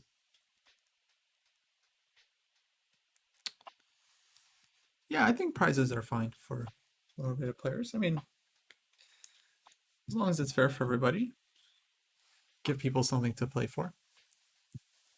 Would be nice, yeah, if the money slowly kind of balloons up to the higher rated players, but I think it does. Because high rated players generally don't have to pay entry fees. So they get to play for free, so they don't really have to risk anything, which is kind of nice. Okay, here I want to go 95.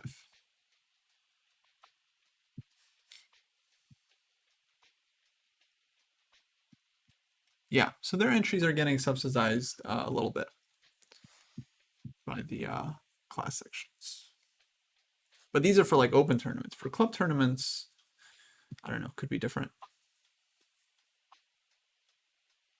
All right, so I got my square here. I'm really happy to have a square.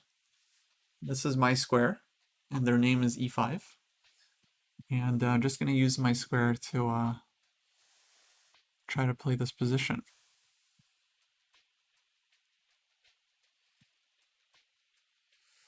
All right, let's take this one.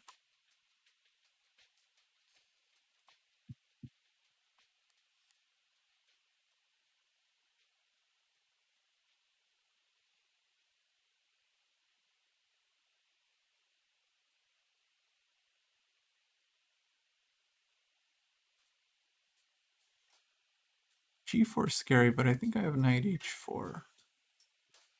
Or possibly knight e3.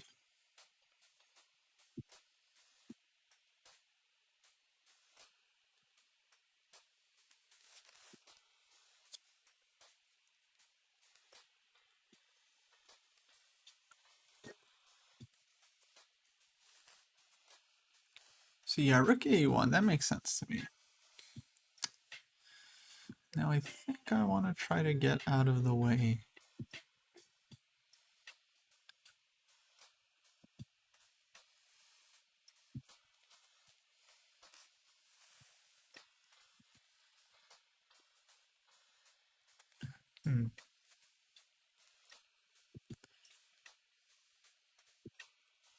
Let's take this one.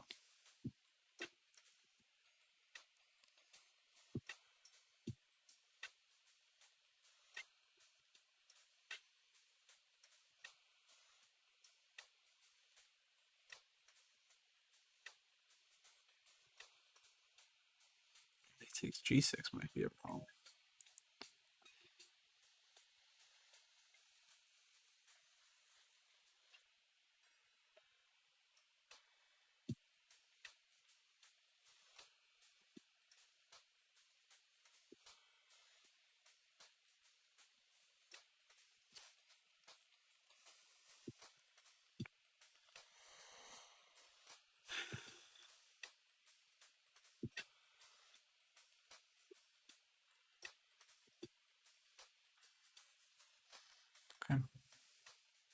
Yeah, let's drop back and kind of defend f5 a little bit better.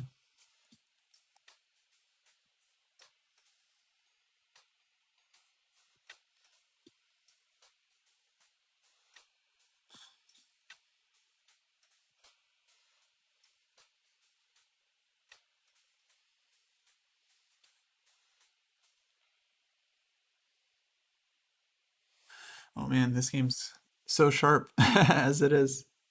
Hey, thanks for following Andrew P and M3 Ninist. Meninist.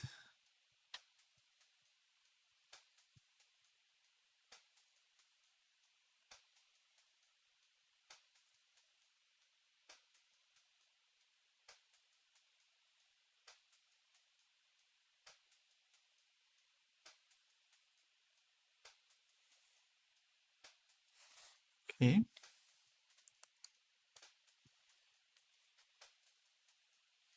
Huh.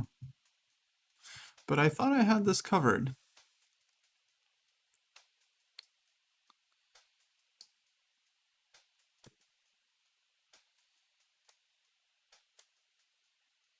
There's g4. But we at least have queen g5.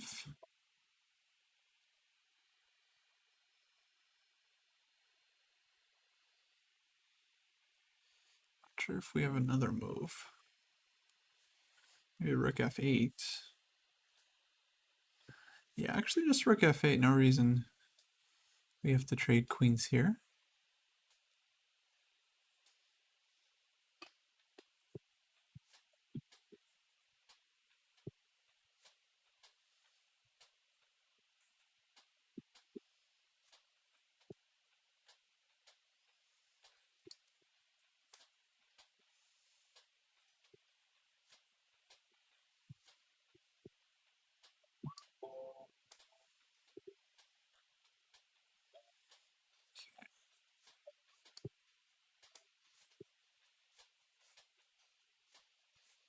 Now still gotta be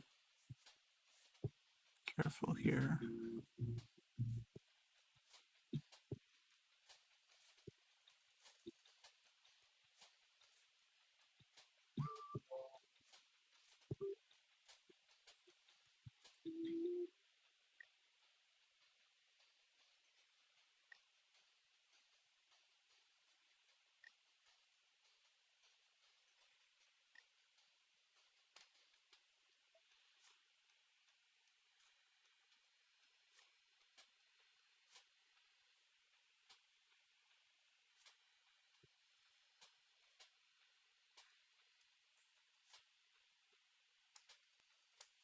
Yeah, rook g1 very annoying, so I just want to get out of that.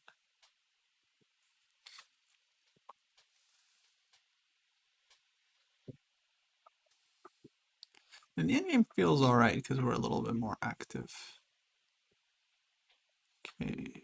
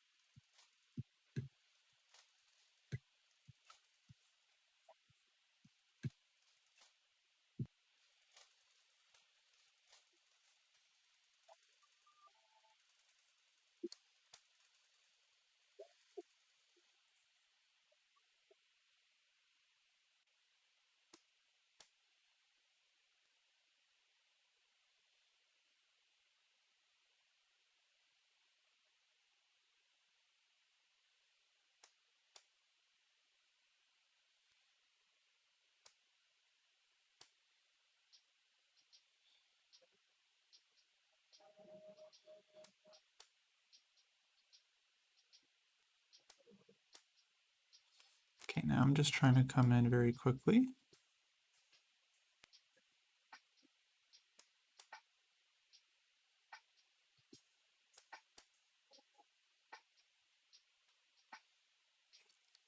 Yeah, I think h4 was a mistake. That pawn should have stayed on h3. Now we're just going to back up and slowly advance. Yeah, it was very close. Still not over.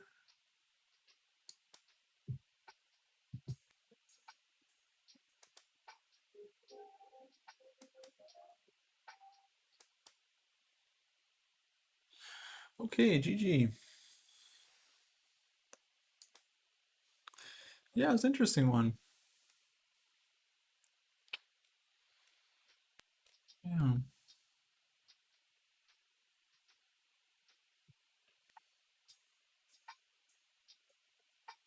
Oh, there's a challenge link.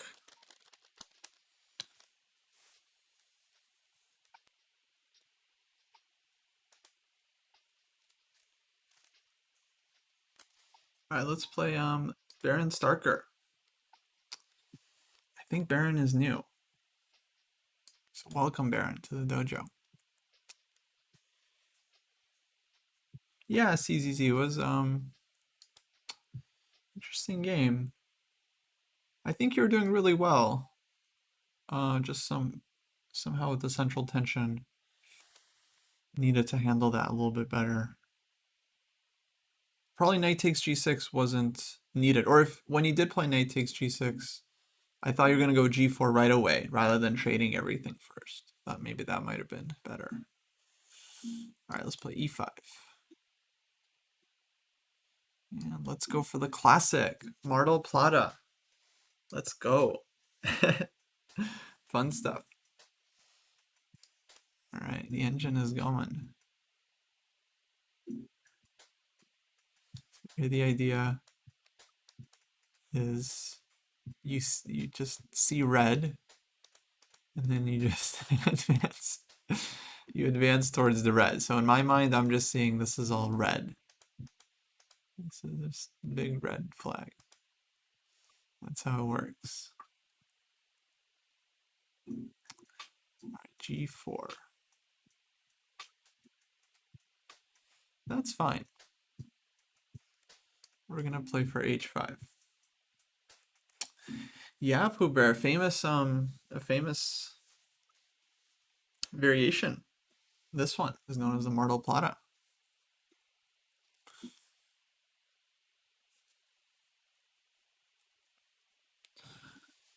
Now the plan is basically to bring everything over to the king side.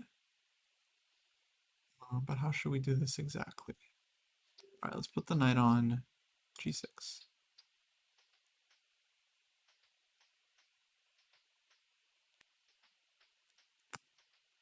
Yeah, Gligerich basically invented this this whole setup. It's quite fascinating. Let's play here. We're gonna bring this guy back and this guy over here. And then Rook will swing over to h7. Yeah, it's actually very unfortunate because it was named after this tournament that was in Mar del Plata where they started playing these systems for the first times. But really, Gligerich was the guy that invented the whole thing. So it should just be called like the Gligerich variation, in my opinion. But, you know, what are you going to do? Oh, you know, I might have missed a chance there, actually. I didn't realize with the knight on g2 to take. Actually, no, I don't think it would work. All right, CD, CD. Now we have c7 covered for any knight b5 invasions. So I could just play a6 here, which I think makes sense. Before the knight is able to hop in anywhere. Okay, knight goes back to c3.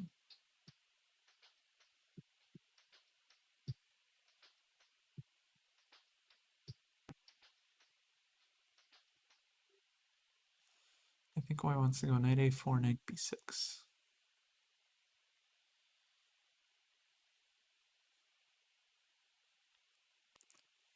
So let's try to get our queen to the h file somehow.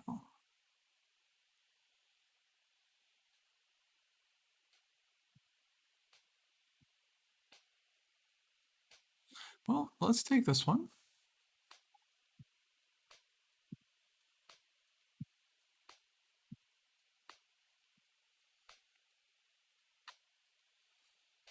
And I just want to do this and this. I don't really see how white's stopping me here.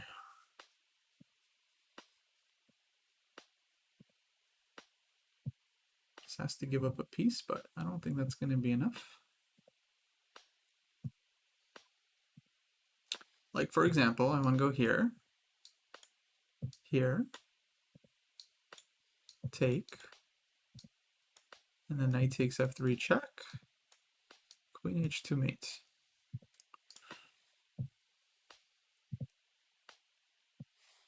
Among other things, also can put like knight g2 there. Okay, well let's see. Hopefully we don't just lose.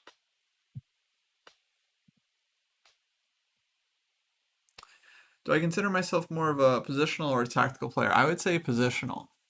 I like to build nice pawn chains and then checkmate the opponent with strategic force. So hopefully that makes sense. Oh no, that's not going to be good enough. I'm sorry, Baron. I'm really sorry, but that's going to be a GG. Bishop e1, maybe that was the way, yeah. To avoid the mate. But I think it's still a very annoying attack for white to deal with. I feel like we can do this kind of thing.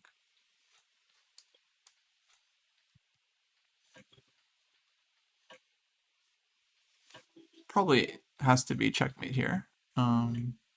I guess it could take on a8 maybe, but let's see. This one we could take here, or we could go in for the check.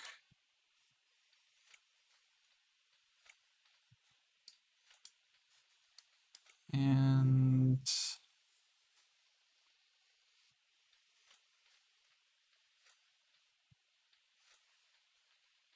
seems like white's getting mated somehow. Maybe just back. You got like this one and this one. Yeah, I think it's pretty brutal.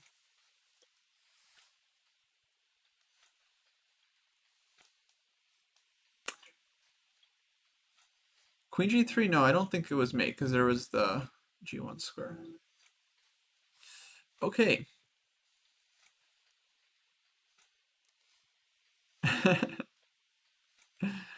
Yeah, GG, GG. That was a fun one. Let's play Drummond.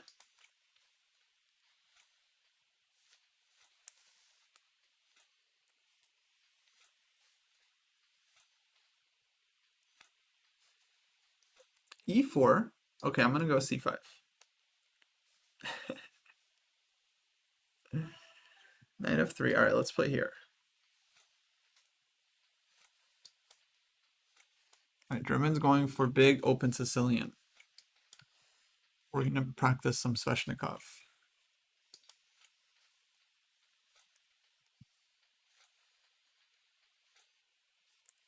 For G5, gotta go A6 here, otherwise knight D5 is a big problem.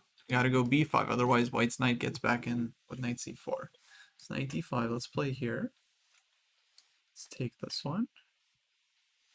C3.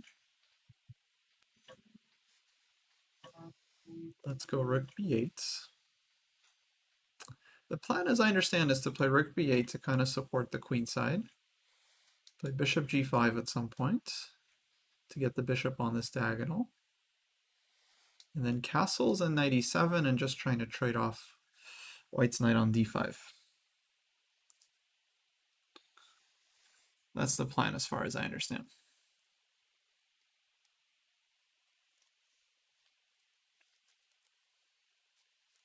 No, I didn't see PogChamps today. I was too busy.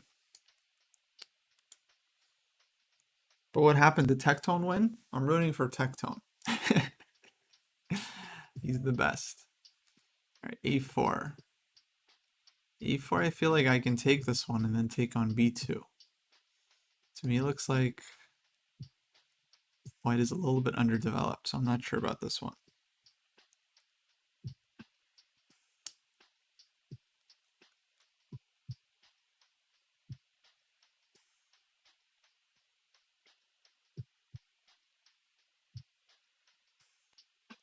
queen takes a4, hitting the knight, I think I'm just going to go knight e7. Rook takes a4, but now I think I can just take on b2 and just get a very active rook. Feels like that has to be good for black.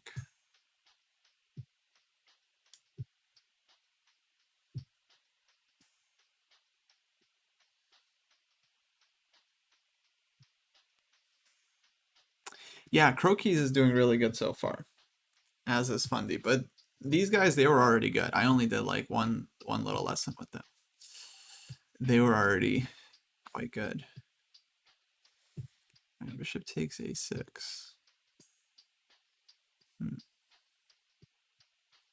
So Drimmon's saying doesn't really care about anything with the rook. Yeah, fair enough.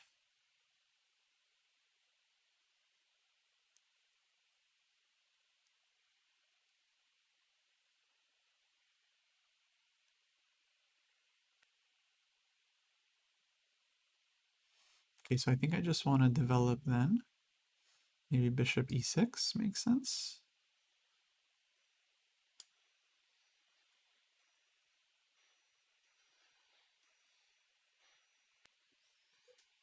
I did catch some of Dojo Bros.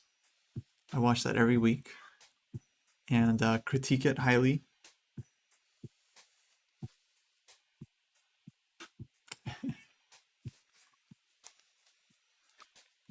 I watch it with a very critical eye.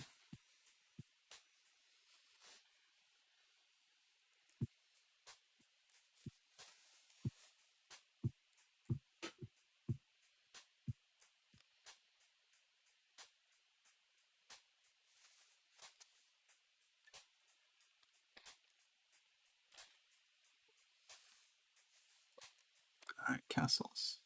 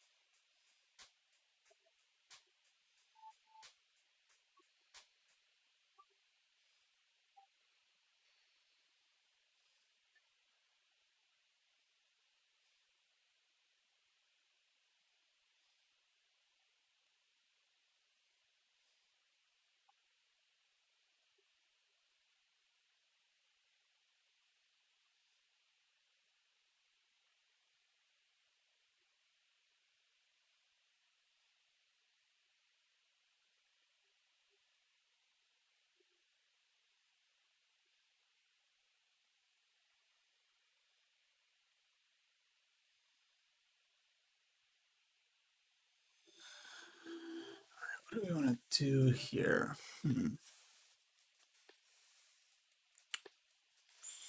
Not so easy.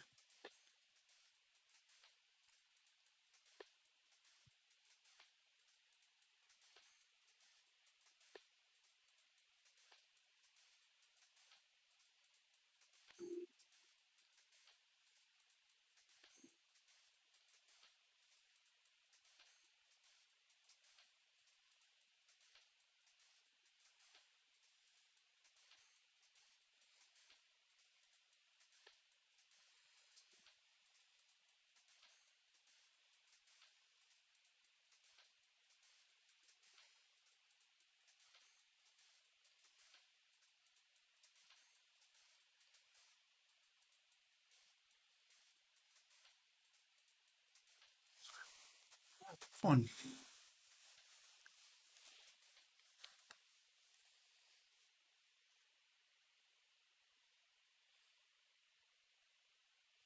I think I'll just play g6 for now. Just gonna take my time here. Yeah, I was thinking about knight e7 as well. I think 97 would be very normal move. Chess of a Nation, thanks for following.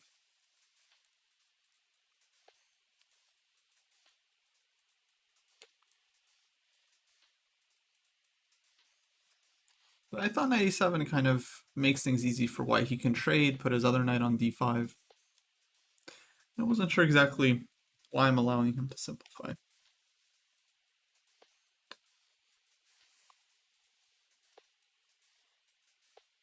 With g6, I'm trying to keep some flexibility in the position so I can still go f5 if I want to. I could play king g7 first. Not really committing to one plan or the other. Yeah. But I don't know, I'm just trying to get more experience with this. I haven't really played too many Sveshnikovs. So for me, this is as instructive as it is for you guys. I'm learning a lot about how little I know about these positions. Yeah, because I'm not used to playing with this d6 weakness, right?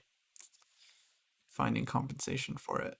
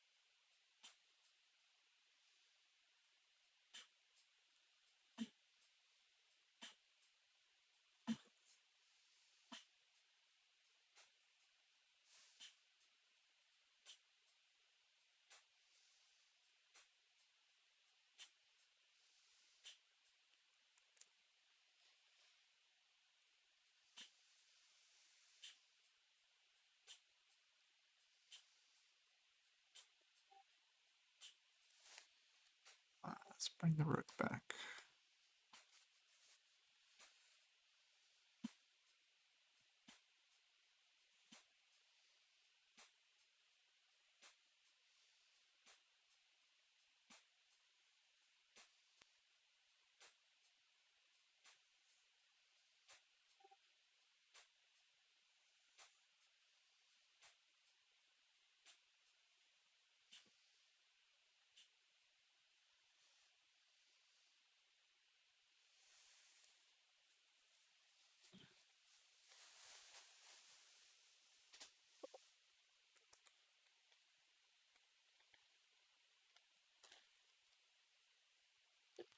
Okay, queen d3.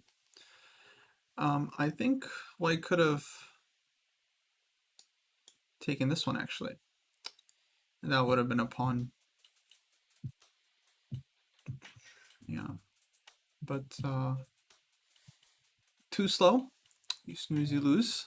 I'm gonna go king g7. Get out of the way of that. What is black's compensation? Black's compensation is supposed to be play on the dark squares. I don't know. That's what it's supposed to be. Don't ask me. I didn't invent the Sveshnikov, okay? Go ask Magnus. It's his fault that we're all playing this one now.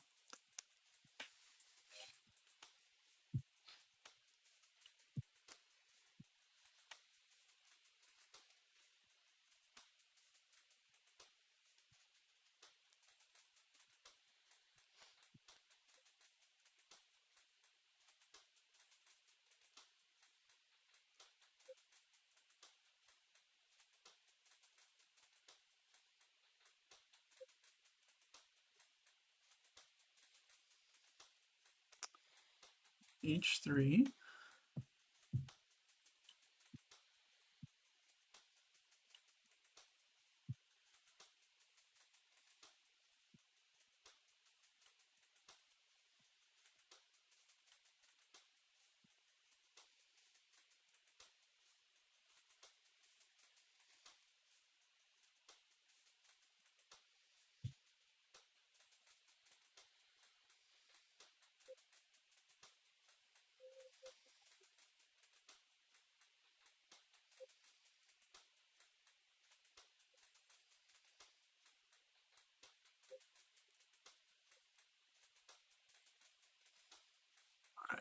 think I'm gonna play knight e7 here.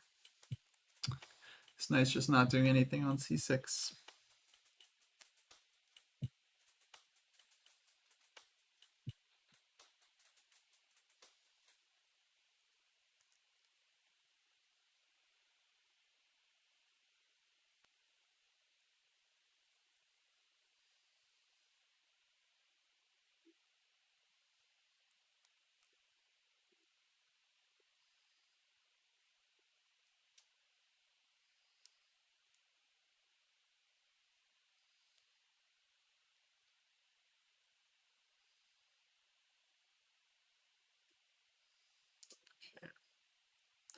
So if queen takes, we have queen takes d6, which is a problem, I think.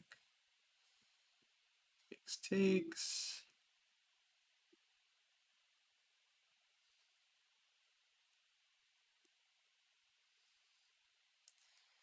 Rook b6. Knight b5. Okay, actually could be kind of annoying.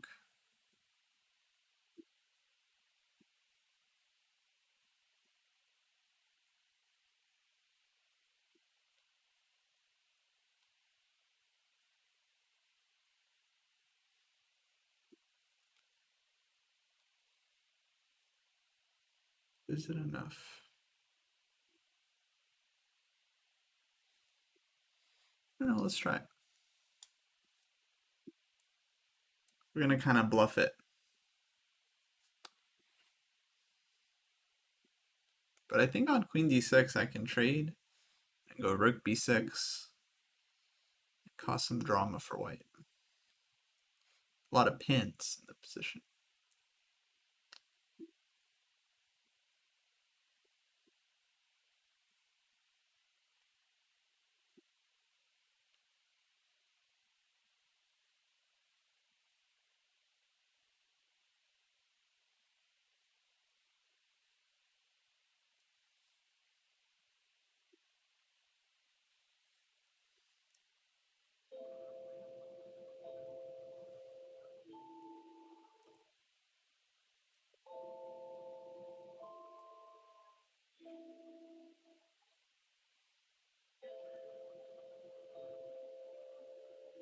Also, it's a practical advantage because now Dritman has to spend time thinking like, does he want to take this pawn? I don't have to spend any time. I've already decided like, it's probably good.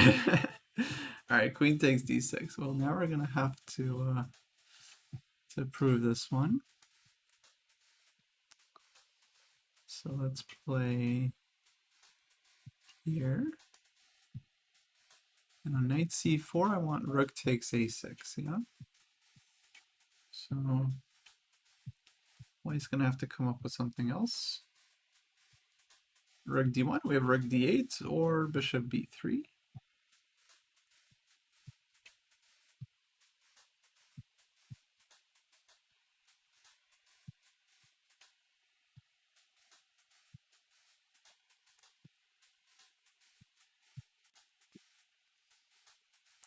But is it going to be enough for an advantage? Hard to say.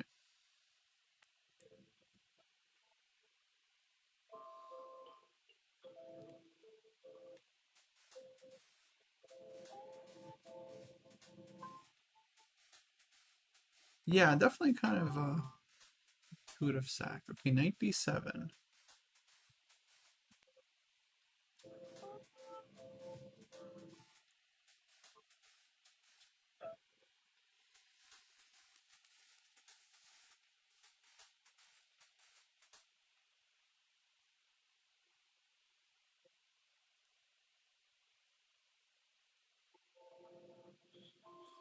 Yeah, I think he wants to go knight c5, so I'm just gonna play bishop e7.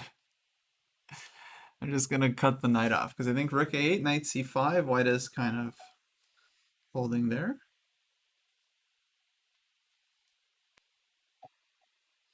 So bishop e7 first to stop knight c5, and now the knight and bishop, they feel very awkward. I think knight b5 was the move here for white. And then I think it's pretty unclear, but I don't know. I think black has some pressure there too. Kind of weird how black is just down a pawn on the queen side, but white's pieces are a little bit less coordinated. Especially this knight has a hard time finding a good square. Okay, f4. Doesn't scare me too much.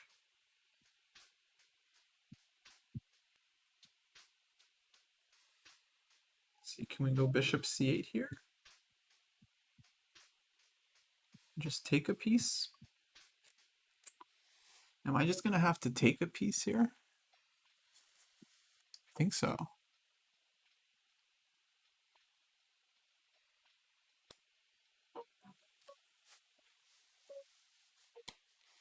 Rook a8 probably good too.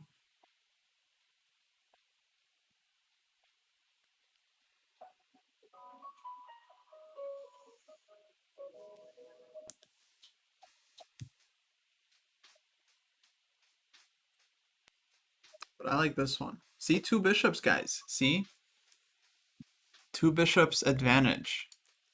Don't buy into some Irina's propaganda about the two bishops disadvantage. Two bishops advantage. Advantage. Not disadvantage.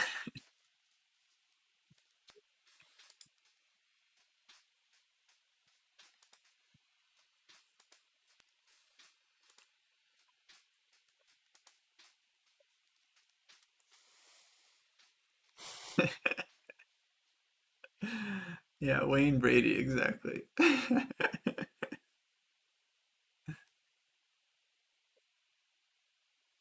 I'm not sure if I'll play Special OTB. I feel like it's a tough opening. Okay, this is a piece, so we're gonna take this one. And we are going to try to convert this position. Let's give check. And let's take this one. For k7, we can drop back.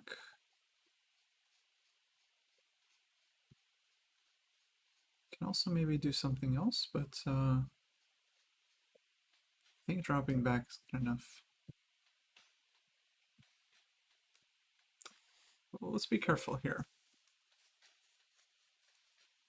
Maybe we don't need to drop back, actually. Hold on, guys. What am I saying? Maybe we go active. Active counterplay. If we trade rooks, that's fine. King will go to h6, and then how does white defend g2? Bishop f1. Is that really super easy? Hard to say. There's bishop f5, there's e6. Maybe rook takes e6 there, bishop takes a7. In there. No, actually e6 I just take it with the bishop. You know what, this is totally fine. No problems here. And I think we can just do this one. Solid.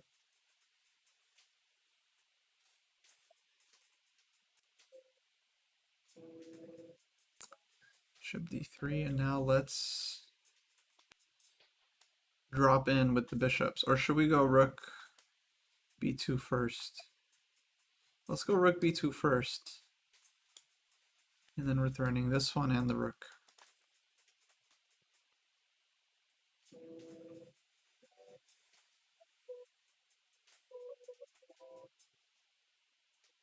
Actually should have done it with checks. GG, because at least white can go rook a4 here. Yeah, I think I did it inaccurately. Should have done it with checks, and we just win the rook. Yeah, GG, Dreadman, GG. Yeah, it was an interesting game. I think you were doing absolutely fine out of the opening. Yeah, this pawn was a little bit awkward to take, as I realized, and temptingly offered it. I was thinking knight b5 here, maybe was the better move. And then if rook a8, you can go rook a1. I wasn't sure how much I have here. If bishop d7, you can go c4. Like, I thought it's just a little bit unpleasant, but yeah, maybe I go here in this position, but then anyway c4.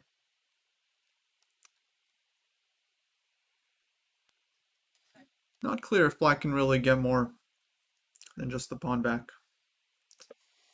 Be kind to people because Rook was defending the bishop.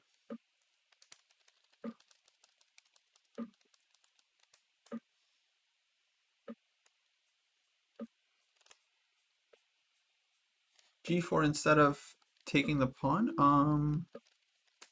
I don't think you want to play G4 in these positions usually. I think this one is really weakening because it doesn't really stop F5.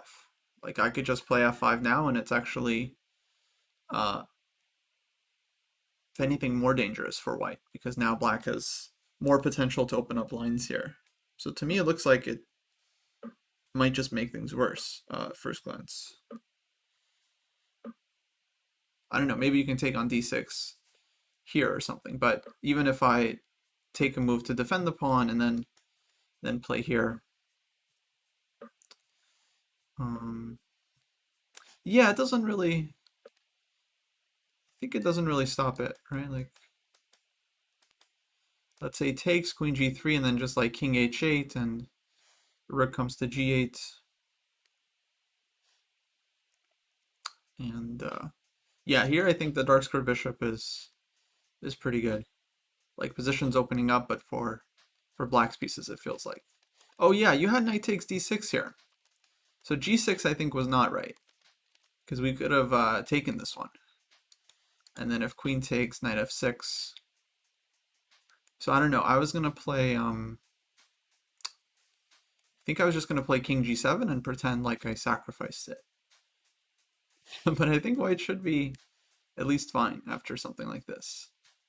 So I don't know if g6 was the right move on my end. I think I should have maybe just played knight e7 at this point. Just done this immediately. That's kind of my guess. Although, kind of curious about this game. So I'm going to download it and maybe analyze it a little bit deeper later on. Because these positions are all new for me, guys. I mean, I don't really know what I'm doing here, to be honest. So I'm just kind of making it up as I go along.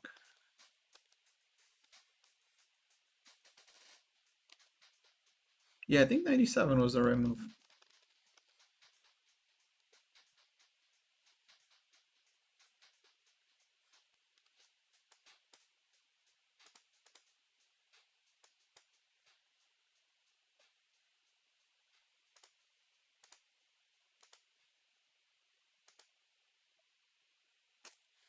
Yeah, rook b8, I think this is what they've been playing lately, either in this position or the next.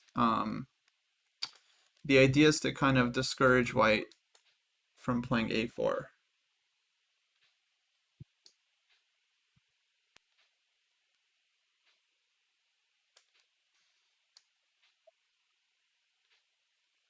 So yeah, some strong players play like this recently.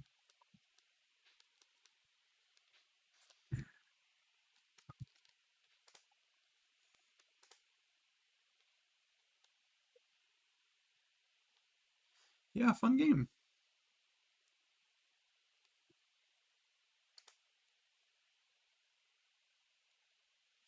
Okay, let's play Coco. Coco, you're up, my friend. It's your turn.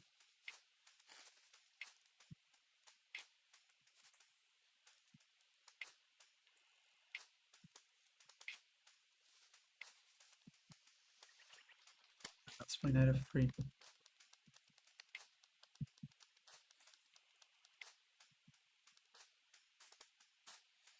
All right, let's go knight c3. Queen's gambit declined. Yeah, maybe queen takes a4, though. I thought you did. I thought you played fine, Drittman, with rook takes a4. Okay, Rogozin defense. Rogozin is pretty solid. It's like QGD mixed with Nimzo. Very solid opening.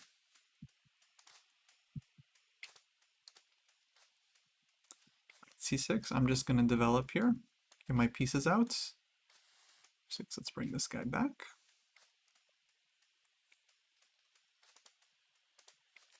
Castles, let's play bishop d3. Bishop g4. Let's go h3. Let's just ask the question. Let's just see where we're going with this one. We want to take. Okay, well, I'm happy to see that because now I'll go queen takes f3. I'll take the 2 bishops. And I'll be happy with that. Definitely would think about playing g4 here and just g5. Honestly, doesn't look too scary. I don't know if we really need to though, but could be an idea.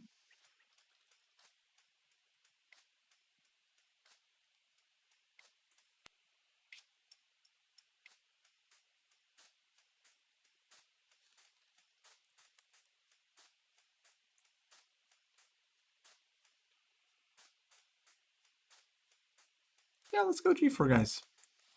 You only live once, right? You only live once. Now, to me, it doesn't really matter what the engines think about the openings because choosing an opening is more about choosing like a structure, development scheme. Okay, very quick g5 from black. Wow. Very committal decision. I don't know if I like this one, Coco, because it's not going to stop the attack, right? We're just going to play h4 here.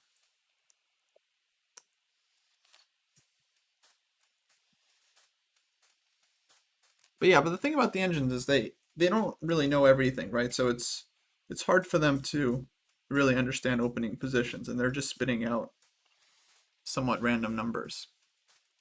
All right, queen a5. The counterplay is starting. So we're going to have to defend against this one.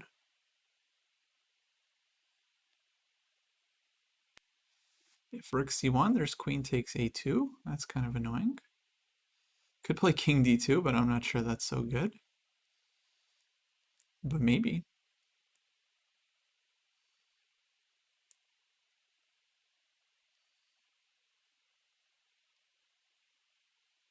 Can also go king e2.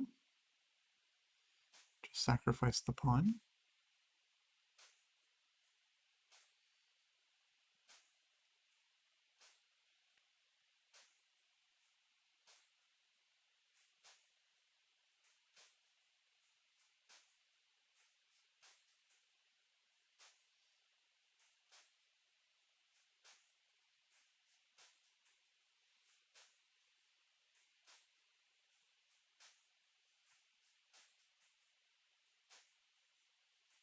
All right, let's go king e2.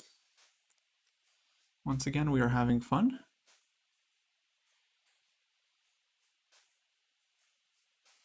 Castling was an option as well, for sure. But I wanted to keep the rook on the h-file so that I could use it for the attack.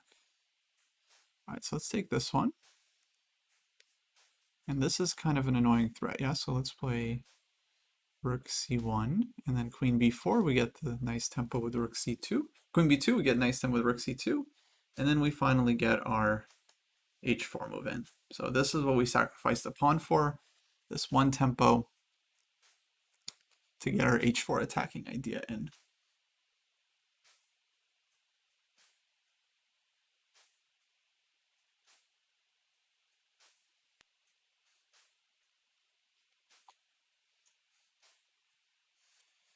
Queen a3, and yeah, now let's go here. So this is our compensation. We want this, maybe queen f5, and just attacking black's weakness.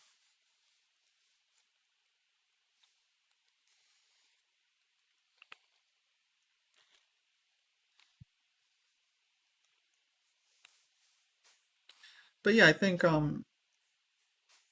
the engines might have their preferences, but ultimately, you know, all the openings are objectively equal, you know, in the engine's eyes. So it's I think it's more about choosing the positions that we want to play. Because some people will be happy with the Rogozin, other people want to be playing a different structure. I mean, there's many different ways to approach the game, so I think it's all about getting the positions that you want to play. Some players like to attack with both colors. All right, c5. So black is fighting for that counterplay, but I think it's going to be slow. I'm hoping at least. Let's take this one. Now on c4, we still have bishop f5.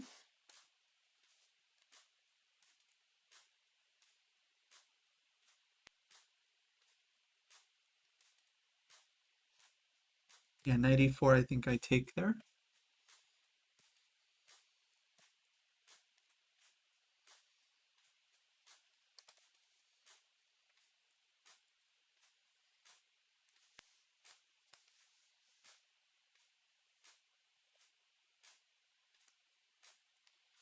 Okay, hg, I think I'm just gonna come straight in for the checkmate.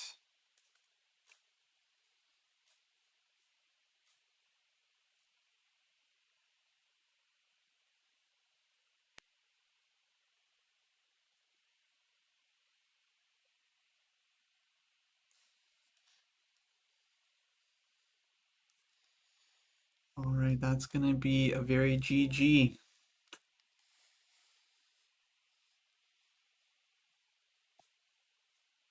Yeah, I didn't really like giving up the light squared bishop here.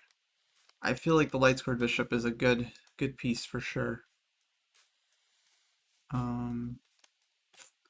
Yeah, it was an interesting game. I don't know, g4 is probably kind of ambitious, but yeah, GG Coco.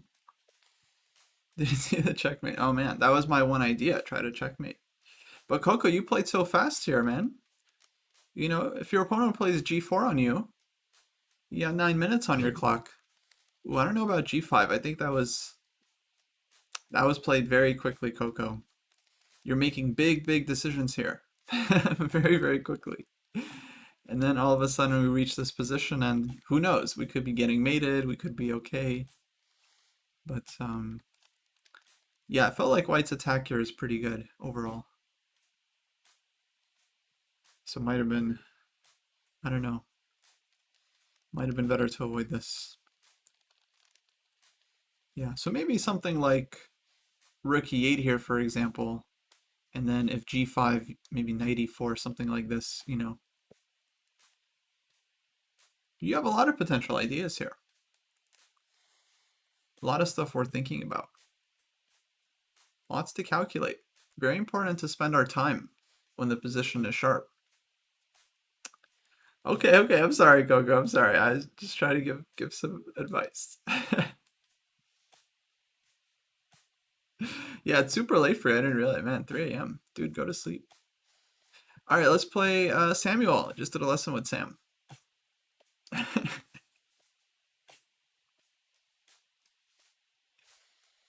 All right.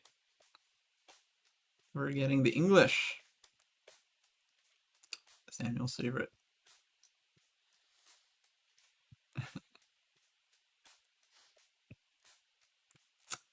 Yeah, really sorry for making things instructive on the educational chess channel.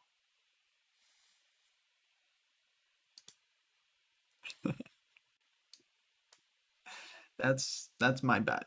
That's my bad. I will be the first to admit that that was wrong of me. All right, I'm sticking to the King's Indian setup here. I'm gonna put knight on c6, put pawn on e5, and yeah, things will be good. Hyperbullet is gonna happen on Friday. We have our club arena.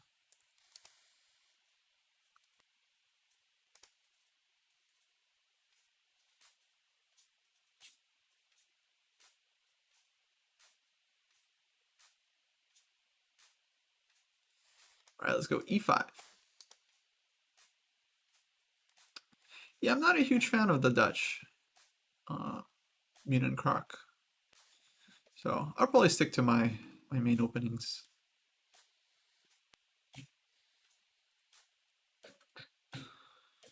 So I like this bishop here, and I like the knight, e5, playing for the dark squares.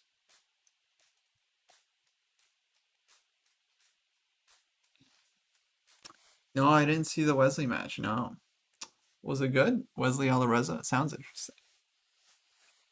I often check out the games later.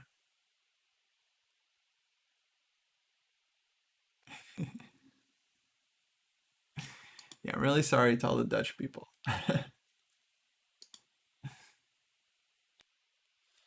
Will Jesse come out of Blitz retirement? I don't know. That's the big question. If you see him, you should badger him. All right, DE5. I'm going to take this one.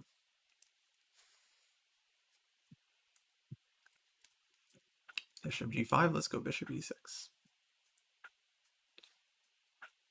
We're just developing. Maybe we'll unpin with like Queen C8 here. 97.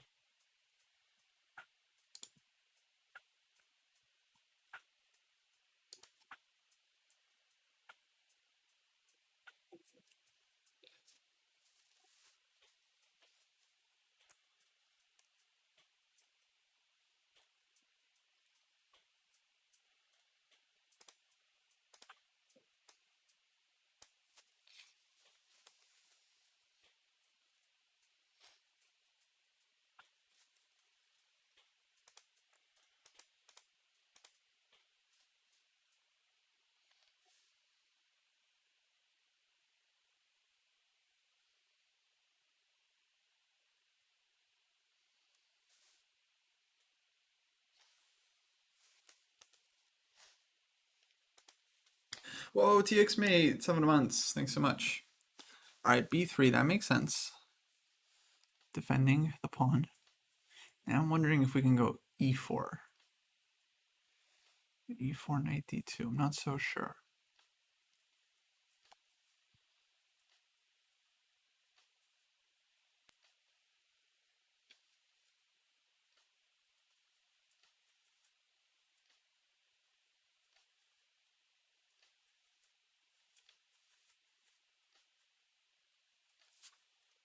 Let's go H6. Let's challenge that bishop.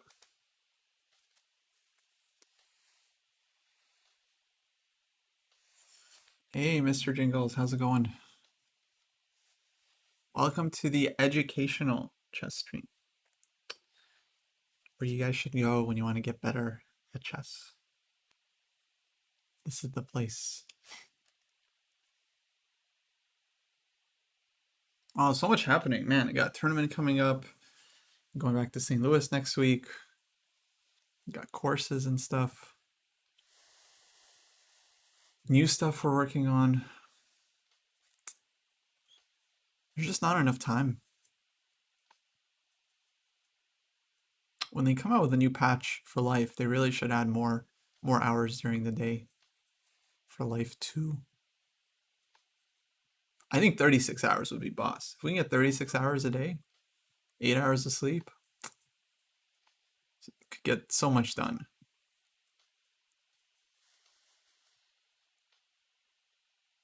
Just sleep less. Guys, what are you saying? What are you talking about? Sleep less. All right, I want to play bishop e7, cover this square, and then advance with f5.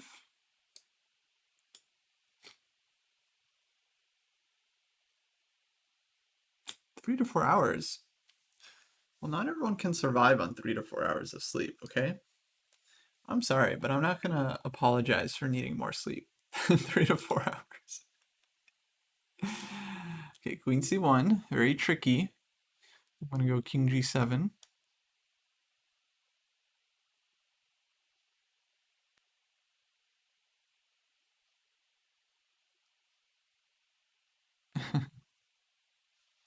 No nonsense, exactly right. And then rook d1 will move our queen out of the way here, either queen e8 or queen c8. I think both are okay. I'll put the queen on e8, keep it closer to the king side. And then I want to go f5 here and kick the knight off of the center.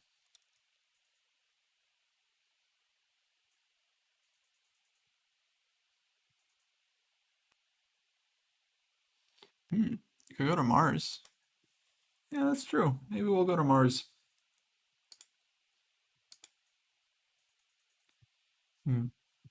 Number 8, huh?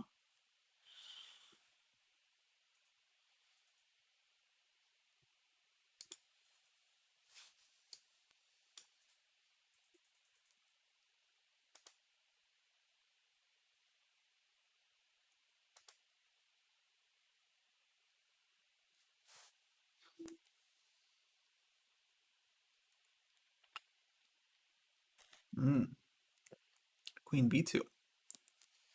All right, we got to be careful about this e5 pawn.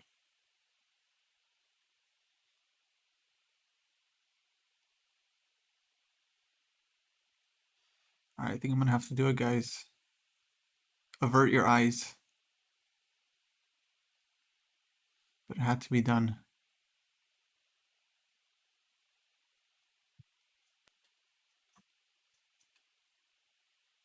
And we're gonna maybe bring in the rook one day, maybe queen f7.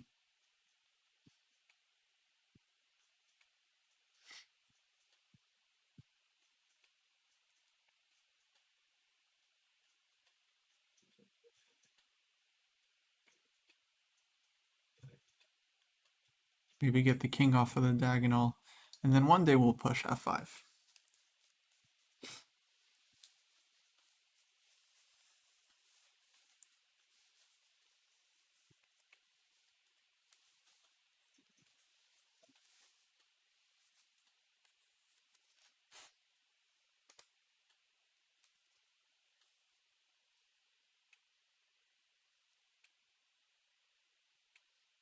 h4. Oh boy. We're getting hit from all directions. All right, I'm gonna step to the side. I'm hoping we get time for f5. That would be nice.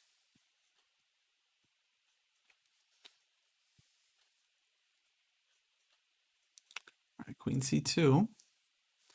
Here we go. It's happening. We're gonna push, and then we're gonna push, and then we're gonna push. Two bishops are gonna take over.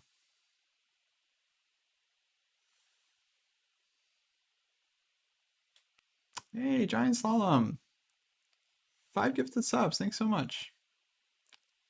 Catch you next time. Welcome to the dojo.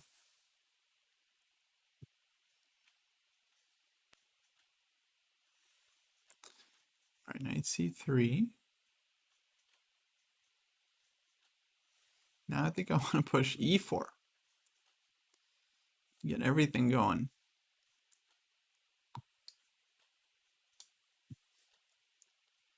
Giant subs. So knight d4 we're going to trade. No problems. And then bishop f6, and we're just going to enjoy our beautiful bishops. I think I'm going to play c6 soon to cover this d5 square. I don't think we have to do it right away because of the pin, but pretty soon c6 will go. Yeah, subs, play of game. I agree.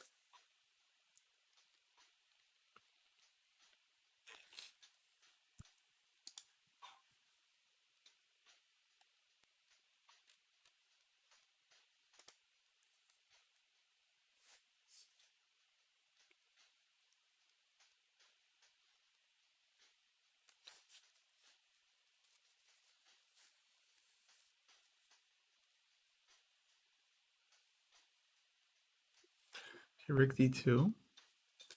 Definitely considering this move, because this is a typical move that can really weaken enemy structure.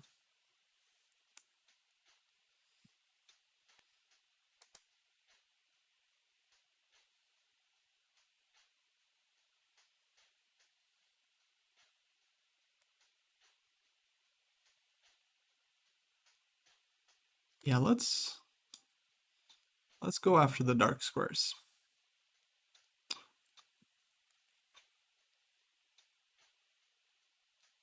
Yeah, Solitude, that's exactly what it feels like to push the limits of your mental power. Right? Like when you lift weights, you try to push until your muscles start to give out. You got to push until your brain starts to like hurt a little bit. That's how you know that you're growing. You're going to be better at calculation. Do that every day for like a couple days, a couple weeks. Calculation will go way up. Yeah, we're sacking the pawn because we want to go after these dark squares. A lot of weaknesses in white's position. And then on king h2, I'm going to go queen e7. And that's going to be a really annoying threat to deal with. I don't know if white needed to sack the piece earlier, but maybe. I mean, it probably wouldn't have given white enough. Okay, so e4, I think we're just going to take on g3 here. We can also advance f4, and actually f4 is a very instructive move, so I feel like I should play it. I'm sure taking is good, but f4 is like the instructive move. Because then white is just totally caught up on the dark squares. Queen comes to e7. It was beautiful compensation. In my opinion, what is stronger versus e4, Perk or Alekhine? I don't know. Both openings can give black kind of a passive position. Personally, I would prefer the Perk, but I would be careful with either one.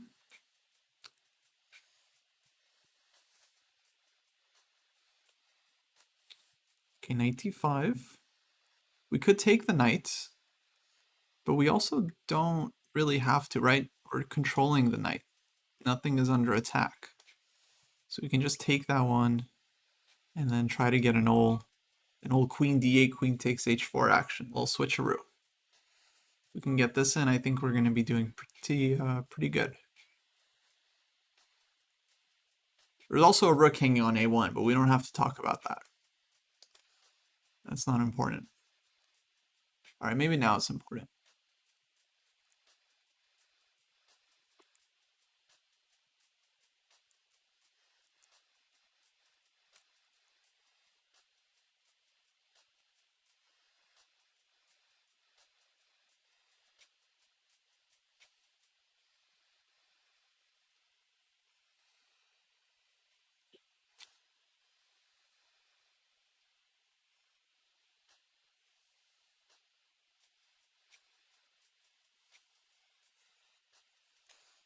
All right, let's take this guy, and we'll take it. Thanks, Mr. Jingles. Yeah, I think it's a big conspiracy. Our video should be 100% liked. Free videos. Free videos. What's the problem? What's the issue?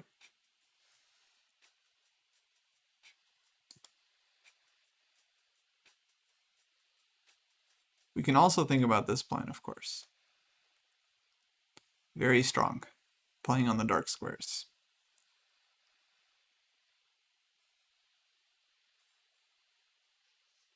All right, e takes d. Yeah, I could just play this one. I mean, we don't even need the rook. There's h5, kind of annoying.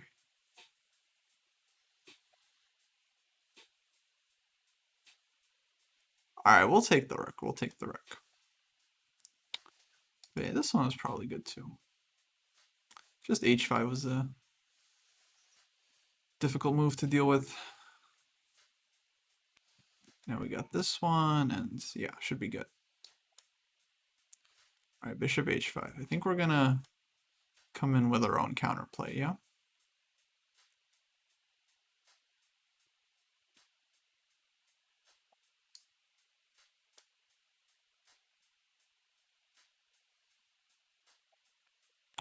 Okay, that's gonna do it. GG, Sam.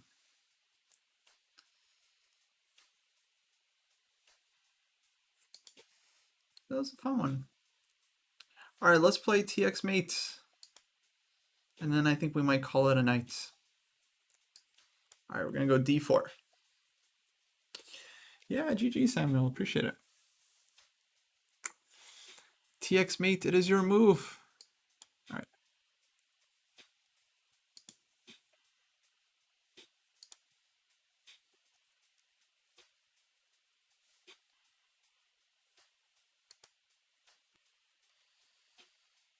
e6. All right, so we are just playing for space advantage. Just trying to control some squares. Maybe put the bishop on g2, castle. Bishop e4 check. I'm going to go knight d2. Because I don't want to trade bishops, and I don't want to put the knight on c3 where pawns can get doubled. Not that that's such a big deal, just I prefer to avoid that here. And then we're going to kick the bishop with a3. We're just going to ask black, like, what do you want to do with this bishop? Like, you want to take on d2 or you want to drop back? What do we want to do here? All right, we're dropping back, so I'm going to take the center then with e4. Now this is very playable, but it's a little bit risky because white gets big ol' center. Do I play the Catalan sometimes? Yeah, sometimes. Or I like kind of similar setups against certain openings, like fianchettoing the bishop. All right, d5. Let's advance this one.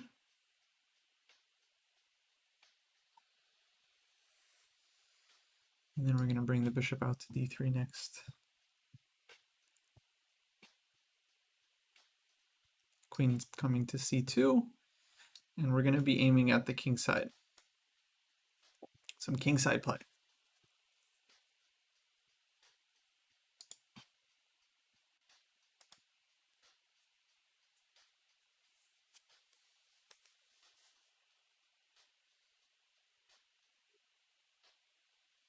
All right, knight e4. Makes sense. I think on knight e4,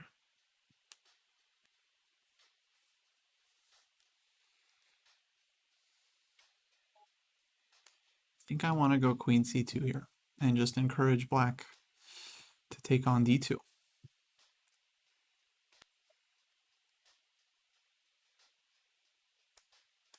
And then bishop can come out to d3.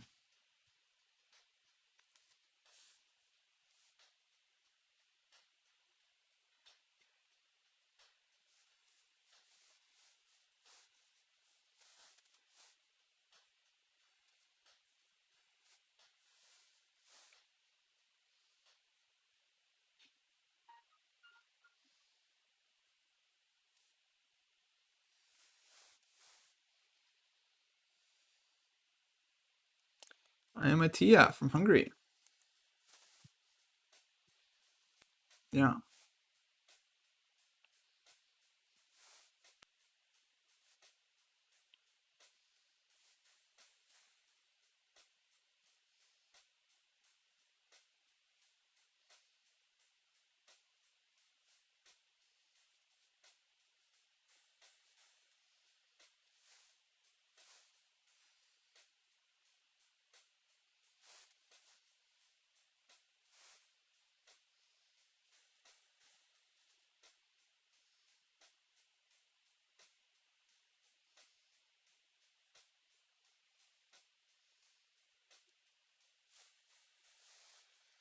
Knight takes d2. All right, we take back. Sorry. My apologies. And then bishop comes out to d3. We're playing h4, h5, h6, h takes g7, g takes f8 equals queen. Bishop takes h7 check. And then that should be okay.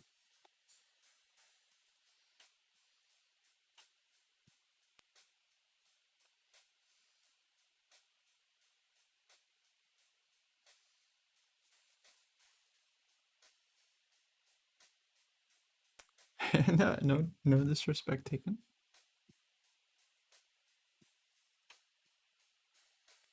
Yeah. All right, c5, good move. Fighting for the center. Let's develop with a tempo.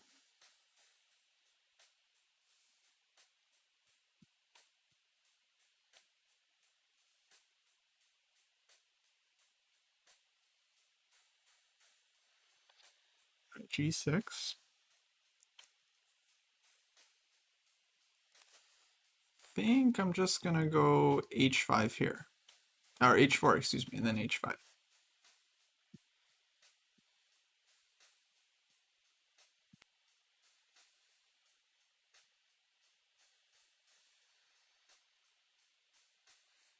Ooh, h5, no good. No good, because now we're just sacking. Everything's wide open. Wide open. Queen comes here. We can take on h5 if we want. We can play rook h3 first. This is a big, big no-no. Very unfortunate, but very instructive. We always want to watch out for these sacrifices. They could be devastating. So keep this one in mind, guys. Now I think we can take, because king g7, there's going to be bishop h6 check. We get our bishop in, so I think we can take this one first, just for fun. Knight g5 there is also a completely crushing move. Rook h3 also. Lots of good moves there. Yeah, whenever you can get the queen in, all these checks, it's usually good. I like knight g5. This just looks completely devastating. It's I'm threatening mate and also getting ready to open up the h-file for the rook. And this is going to be a GG. Checkmate. All right, guys.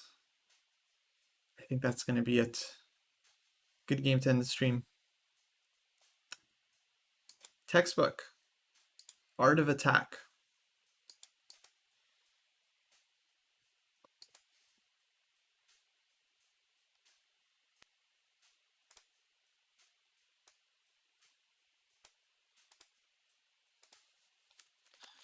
Alrighty. I think that's going to wrap it up. Yeah, GG to Texas Mate. Let's find someone to raid. Someone who's streaming chess, please. Can get chess stream going. That would really be ideal.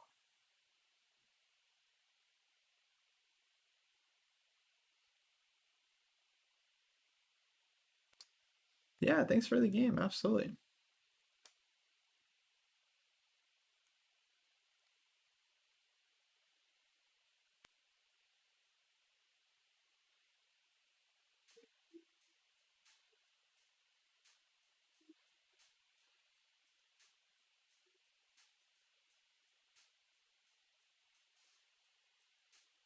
So many streamers, guys. It's really hard to choose. Oh, hey, Chess Dojo Live. I wonder what they're up to.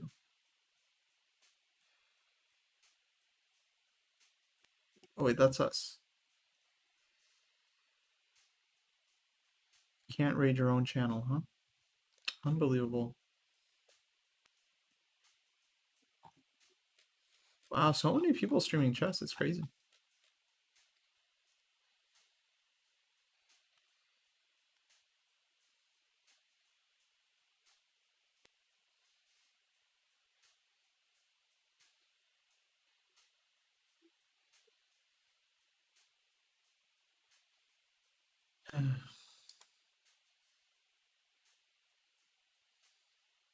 Yeah, have a good one. Yeah, let's raid Casa. Not sure I've raided him in a little bit. He's usually doing something instructive. And yeah, I am Casa Corley, guys. Go drop him a follow. Tell him the dojo says hello. And yeah, I'll be back tomorrow probably with some more streaming chess as usual. And then Friday, we're going to have Big Arena. That's going to be fun. 9 a.m. Pacific time, 3-0. It's a club arena. They're going to count the top 10 scores. So we want to get as many dojoers playing so we can put up a good score. And then Sunday, we have the sub battle against Anna Kramling. So make sure to sign up for that if you want to play. You know, if you sign up ahead of time, then I can confirm your spot earlier and we know who's going to show up. But don't sign up unless you know you can play, because then you don't show up the day of and big problem. So, all right, guys, enjoy Casablanca.